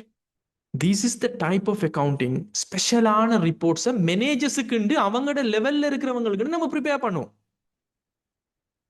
Right. So ஆக்சுவலாக மேனேஜ்மெண்ட் அக்கவுண்டிங்கிறது ஒரு பர்சனல் அட்வைசர் மாதிரி. ப்ரைவேட்டாக டீட்டெயிலாக என்ன நடக்குது பிஸ்னஸ்லேருந்து, பிஸ்னஸ் ஓனருக்கு தனியாக ஒரு ரிப்போர்ட், மேனேஜருக்கு தனியாக ரிப்போர்ட்னு அவங்களுக்கு எது தேவையோ அவங்களுக்கு கொடுக்கறது. Right. So let's see another definition. An alternative definition is here.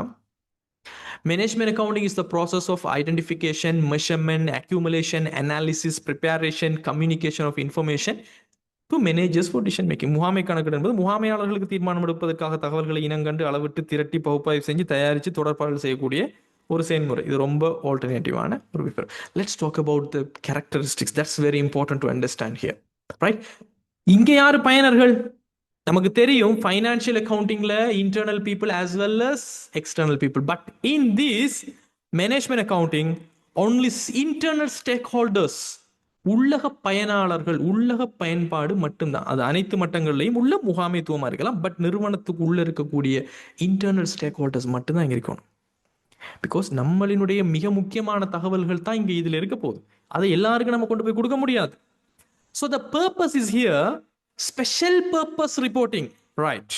a very important point again. நல்லா நினைச்சு கொள்ளுங்க, நிதி கணக்கீட்டுல தான் ஜெனரல் பர்பஸ் ஃபைனான்சியல் ஸ்டேட்மெண்ட்ஸ். பொதுவா ஒரு ரிப்போர்ட் எல்லாருக்கும் அதுதான்.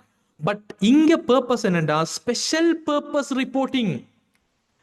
யாரு மேனேஜர், யாரு சிஓக்கு கொடுக்குற ரிப்போர்ட் தனியே, சிஎஃப்ஓக்கு கொடுக்குற ரிப்போர்ட் தனியே, அவரு கேட்கறது வித்தியாசம். ஸ்பெஷலா குறிப்பிட்ட முகாமைத்துவ தேவைகளுக்காக சிறப்பு நோக்க அறிக்கைப்படுத்தல் அங்க இருக்கும் ஸ்பெஷல் பர்பஸ் ரிப்போர்ட்டிங். அப்ப இங்க ஜெனரல் பர்பஸ் இல்லை. And the nature of the information as I mentioned earlier, இங்க தகவல்கள் ஸ்டூடெண்ட்ஸ் நம்ம கடந்த கால தகவல்களையும் எடுத்திருப்போம், இப்ப நடந்து கொண்டிருக்கக்கூடிய நிகழ்கால தகவல்களையும் எடுப்போம், எதிர்காலத்துல என்ன நடக்கும்ங்கிறத யோசிச்சு அந்த தகவல்களையும் நம்ம யூஸ் பண்ணுவோம். எனவே past, present and future information. Sometimes அடுத்த 6 மாசம் என்ன நடக்க போகுது ஃபோகாஸ்ட் ஒன்று தாங்க, அடுத்த 6 மாசத்துக்கான பிளானிங்கை தாங்கன்னு கேட்பாங்க. எனவே நம்ம போன வருஷம் என்ன நடந்துச்சு, இப்ப நடந்துட்டு இருக்குது, எல்லாத்தையும் வச்சு எதிர்காலத்தில் என்ன நடக்க போகுதுன்னு ஒரு பிளானை போடுவோம், ஒரு பட்ஜெட்டை போடுவோம். That is financial accounting information. இதுல கடந்த கால, நிகழ்கால, எதிர்கால தகவல்கள் எல்லாமே இருக்கும். அண்ட் த ரிப்போர்ட்டிங் ஃப்ரீக்வன்சி, இப்போ ஒரு வருஷத்துக்கு ஒரு காண்டெல்லாம் நாம மேனேஜர்ஸுக்கு சொல்ல முடியாது. நாளைக்கு கேட்குறாங்களா, நாளைக்கு ரிப்போர்ட் கொடுத்தாகணும். ஒரு மாசத்துல கேட்குறாங்களா, கொடுத்தாகணும். எனவே per management requirement on demand basis, முகாமைத்துவத்தினுடைய தேவை எப்போ கேட்குறாங்களோ அப்போ கொடுக்கணும். ஏடிஎம் மாதிரி தான், போய் ஏடிஎம் காட்ட போட்டால் காசு வரணும். அறிக்கையிடல் கால இடைவெளி. லீகல் ரிக்வயர்மெண்ட், சட்ட ரீதியான தேவை என்னன்னு பார்த்தீங்கன்னா, கட்டாயமாக மேனேஜ்மெண்ட் அக்கவுண்டிங்கை பப்ளிஷ் பண்ணணும்ன்ற அவசியம் இல்லை கம்பெனிஸ்க்கு. Not required, not compulsory. Management description, இது வந்து நிறுவனத்துக்குள்ள அவங்க டிசிஷன் எடுக்கிறதுக்காக எடுக்க வேண்டிய தகவல்களை தவிர இதை கட்டாயமா நீங்க ப்ரிப்பேர் பண்ணணுங்கிற அவசியம் இல்லை ஃபைனான்சியல் அக்கவுண்டிங் மாதிரி. Right? And the output is going to B special purpose report. Let me strain here. நான் கொஞ்சம் இங்கே அழுத்தம் கொடுக்குறேன் மறுபடியும். ஃபைனான்சியல் அக்கவுண்டிங்ல வெளியீடு என்ன? ஜெனரல் பர்பஸ் ஃபைனான்சியல் ரிப்போர்ட், பொது நோக்க நிதி கூற்று, ஒரு ரிப்போர்ட் எல்லாருக்கும்.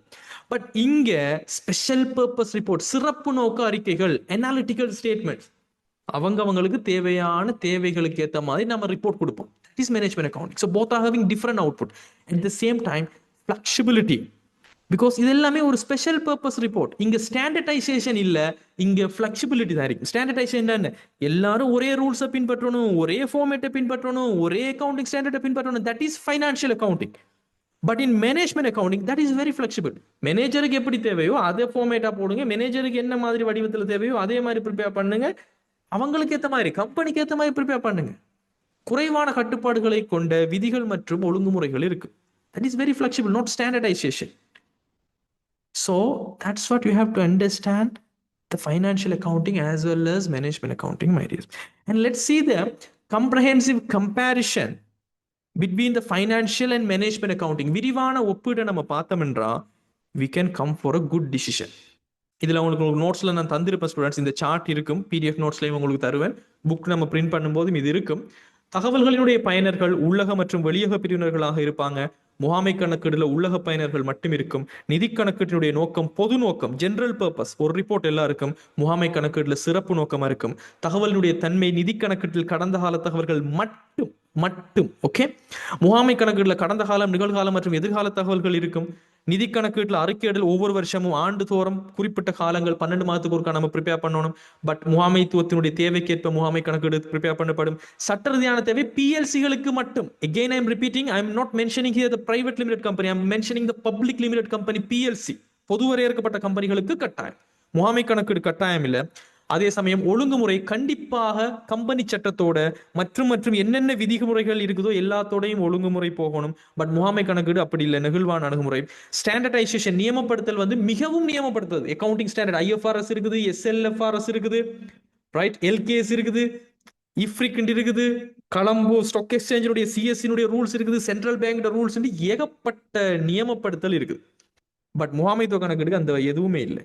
அண்ட் சரிபார்ப்பு, அதாவது ஆடிட்டிங்கை பத்தி சொல்லும் போது வெளியக தணிக்கைன்ற கணக்காய்வு, ஆடிட் பண்றேன். வெளியால இருக்கக்கூடிய ஆடிட் ஃபர்ம்ஸ் இண்டிபெண்டன்ட், சுயாதீனமானவங்க வந்து இப்ப நம்ம ஆடிட் ரிப்போர்ட் ஒன்று பார்த்தோம்னா EY, KPMG இந்த மாதிரியான பெரிய ஃபர்ம்ஸும் இருக்குது. ஸோ கட்டாயமாக ஆடிட் பண்ணணும். பட் முகாமை கணக்கீடுக்கு இன்டர்னல் ஆடிட் இருந்தால் மட்டும் போதும், வெளியால யாரும் வந்து பார்க்க வேண்டிய அவசியம் இல்லை. So you have to remember these points.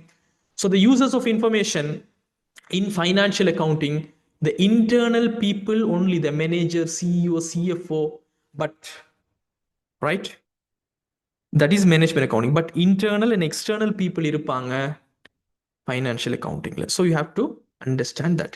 At the same time, நோக்கம் என்ன? இங்க பொது நோக்கம், இங்க ஸ்பெஷல் பர்பஸ். பொது நோக்கம்டா என்ன? ஒரு ரிப்போர்ட் எல்லாருக்கும். ஸ்பெஷல் பர்பஸ்னா ஒவ்வொருத்தர் தேவைக்கு ஏற்ற மாதிரி கொடுக்கணும். At the same time தகவலினுடைய தன்மை பார்த்தோம்னு சொன்னா in financial accounting கடந்த கால தகவல்கள் மட்டும். பட் இங்க we will include all the present, past, future information, everything will be right. At the same time I'm repeating again, reporting frequency, financial accounting ஒவ்வொரு வருஷத்துக்கு ஒருக்கா தயாரிப்போம். பட் முகாமைத்துவத்தினுடைய தேவைக்கு ஏற்ற மாதிரி தான் இங்க மேனேஜ்மெண்ட் அக்கவுண்டிங் நாம தயாரிப்போம். Right. And let's move to the fifth one. சட்ட ரீதியான தேவை நிதி கணக்கீட்டை பொறுத்த வரைக்கும் PLCகளுக்கு கட்டாயம். பட் முகாமை கணக்கீடுல கட்டாயம் இல்லை. கட்டாயம் தயாரிக்கணும்னு அவசியம் இல்லை, தேவைன்னா தயாரிங்க. அண்ட் ரெகுலேட்டரி கண்டிப்பான இணக்கம் தேவை, நெகிழ்வான அணுகுமுறை இருக்கும். ரைட், ரெகுலேட்டரி கம்ப்ளைன்ஸ் இருக்கணும், பட் இங்கே இல்லை ஒழுங்குமுறை. அண்ட் நியமப்படுத்தலை பொறுத்த வரைக்கும் financial accounting it's highly standardised. Management அக்கௌண்டிங்கை பொறுத்த வரைக்கும் அவங்களோட தேவைகளுக்கு ஏற்ற மாதிரி நம்ம செஞ்சு கொடுப்போம். நம்ம கணக்கிட்டு நியமத்தை பின்பற்ற போறதும் இல்லை, கம்பெனி சட்டத்தை பின்பற்ற போறதும் இல்லை முகாமைத்துவ கணக்கிட்டுல. அண்ட் வெரிஃபிகேஷன், அதாவது ஆடிட் பண்றது, எக்ஸ்டர்னல் ஆடிட் இஸ் ரிக்வயர்ட், இன்டர்னலா மட்டும் நீங்க வெரிஃபை பண்ணலாம் போதும் மேனேஜ்மெண்ட் அக்கௌண்டிங்கை பொறுத்த வரைக்கும். So these R the differences between the financial accounting and management accounting in your notes as per my notes. That's a comprehensive comparison, my dears, right? I think we can talk about the accounting process as well, right? கணக்கீட்டினுடைய செயல்முறை சம்பந்தமாகவும் நம்ம பார்ப்போம். I think we will discuss this in the next session. Okay right, ரொம்ப strain பண்ண விரும்பல, நம்மளோட plan படி எல்லாமே முடியும், no worries about it. So students, my kind request, எல்லாரும் இந்த புக்கு ஆர்டர் பண்ணுங்க. உங்களோட அந்த புக் பேமெண்ட் நான் ஏற்கனவே வெபினாரில் சொன்ன மாதிரி அதை செஞ்சிருங்க. பிகாஸ் இந்த நோட்ஸ் எல்லாம் பிரிண்ட் பண்ணி அழகாக உங்களுக்கு ஒரு புக்கை அனுப்பும் போது தான் அதனுடைய குவாலிட்டி உங்களுக்கு விளங்கும். Right, so that's it for today's session, guys. I hope so. It's a very interesting session. உங்களோட ஃபீட்பேக்கை குரூப்பில் சொல்லுங்கள், கிளாஸஸ் எப்படி இருந்துச்சு என்னமா இருந்துச்சுன்னு சொல்லி. இதே எனர்ஜியோட இதே விஷயத்தோட கடைசி வரைக்கும் வரக்கூடிய நெக்ஸ்ட் பீரியட் நம்ம மென்ஷன் பண்ணினது வரைக்கும் பயணிப்போம். அண்ட் அதோட ஐ நோ ஒன் திங், ஆரம்பிக்கும் போது இருக்கக்கூடிய எனர்ஜி ஸ்டூடெண்ட்ஸுக்கு இருக்கிறது இல்லை, ஆரம்பிக்கக்குள்ள இருக்கக்கூடிய ஜாயின் பண்ணுற அந்த தன்மை போக போக குறைஞ்சிடும். ஆனால் நான் எப்பயுமே கன்சிஸ்டண்ட்டாக இருப்பேன். எனக்கு இருக்கக்கூடிய ஆகப்பெரிய குவாலிட்டி வந்து I will be consistent until I finish every thing. ஒரு விஷயத்தை ஆரம்பிச்சா அதை முடிக்கிற வரைக்கும் நான் அதில் தொடர்ந்து அதுக்காக 100% இப்போ இருக்கிற மாதிரி நான் போராடிக்கிட்டே இருப்பேன். பட் ஸ்டூடெண்ட்ஸ்கிட்ட அந்த விஷயம் நான் பொதுவாக பார்க்குறது ரொம்ப குறவு. இன்றைக்கு ஜாயின் பண்ணுவாங்க, நாளைக்கு இருக்க மாட்டாங்க, இந்த 10 நாளில் போனால் வெறும் 50 பேர் தான் இருப்பாங்க சம்டைம். பட் அது இல்லாமலுக்கு தொடர்ச்சியாக வர பாருங்க, அந்த தொடர்ச்சி தன்மைங்கிறது தான் வெற்றியை கொடுக்கும். நீங்கள் டேலண்ட் இல்லாட்டியும் உங்கள்கிட்ட பெரிய அளவுக்கு நாலேஜ் இல்லாட்டியும் ஒரு விஷயத்தை தொடர்ந்து நீங்கள் செஞ்சுக்கிட்டே இருங்க. ஒரு விஷயம் சொல்லுவாங்க, எறும்பு ஊற ஊற இரும்பும் தேயும்னு சொல்லுவாங்க. நீங்க எறும்பா இருந்தாலும் ஒவ்வொரு நாளைக்கும் ஒவ்வொரு விஷயத்தையும் நீங்க செஞ்சுக்கிட்டே இருந்தா அந்த இரும்பும் தேயும்னு சொல்லுவாங்க. ஒரு கன்செப்ட் புரியலையா, திரும்ப திரும்ப தேடி தேடி படிச்சிருந்தீங்கன்னா உங்களை யாராலையும் அன்ஸ்டாப்பபிளான ஒரு பர்சனா மாறுவீங்க. யாராலையும் உங்களை நினைச்சு பார்க்க முடியாது உங்களை வந்து ஒரு விஷயத்துல தடுக்கிறது. ஸோ அந்த கன்சிஸ்டன்ங்கிறது தான் ஸ்டூடெண்ட்ஸ் இந்த அக்கௌண்டிங்கினுடைய A+க்கு உங்களுக்கு வழிவகுக்கும். ஸோ இதே ஆர்வத்தோட இதே பயணம் அடுத்த வரக்கூடிய அனைத்து காலப்பகுதிக்கும் இருக்கும்னு நான் நினைக்கிறேன். So that's it for today's session, guys. Let's see all of you in the next session. Have a great day. Thank you all. See you. Bye. Love you all. Bye.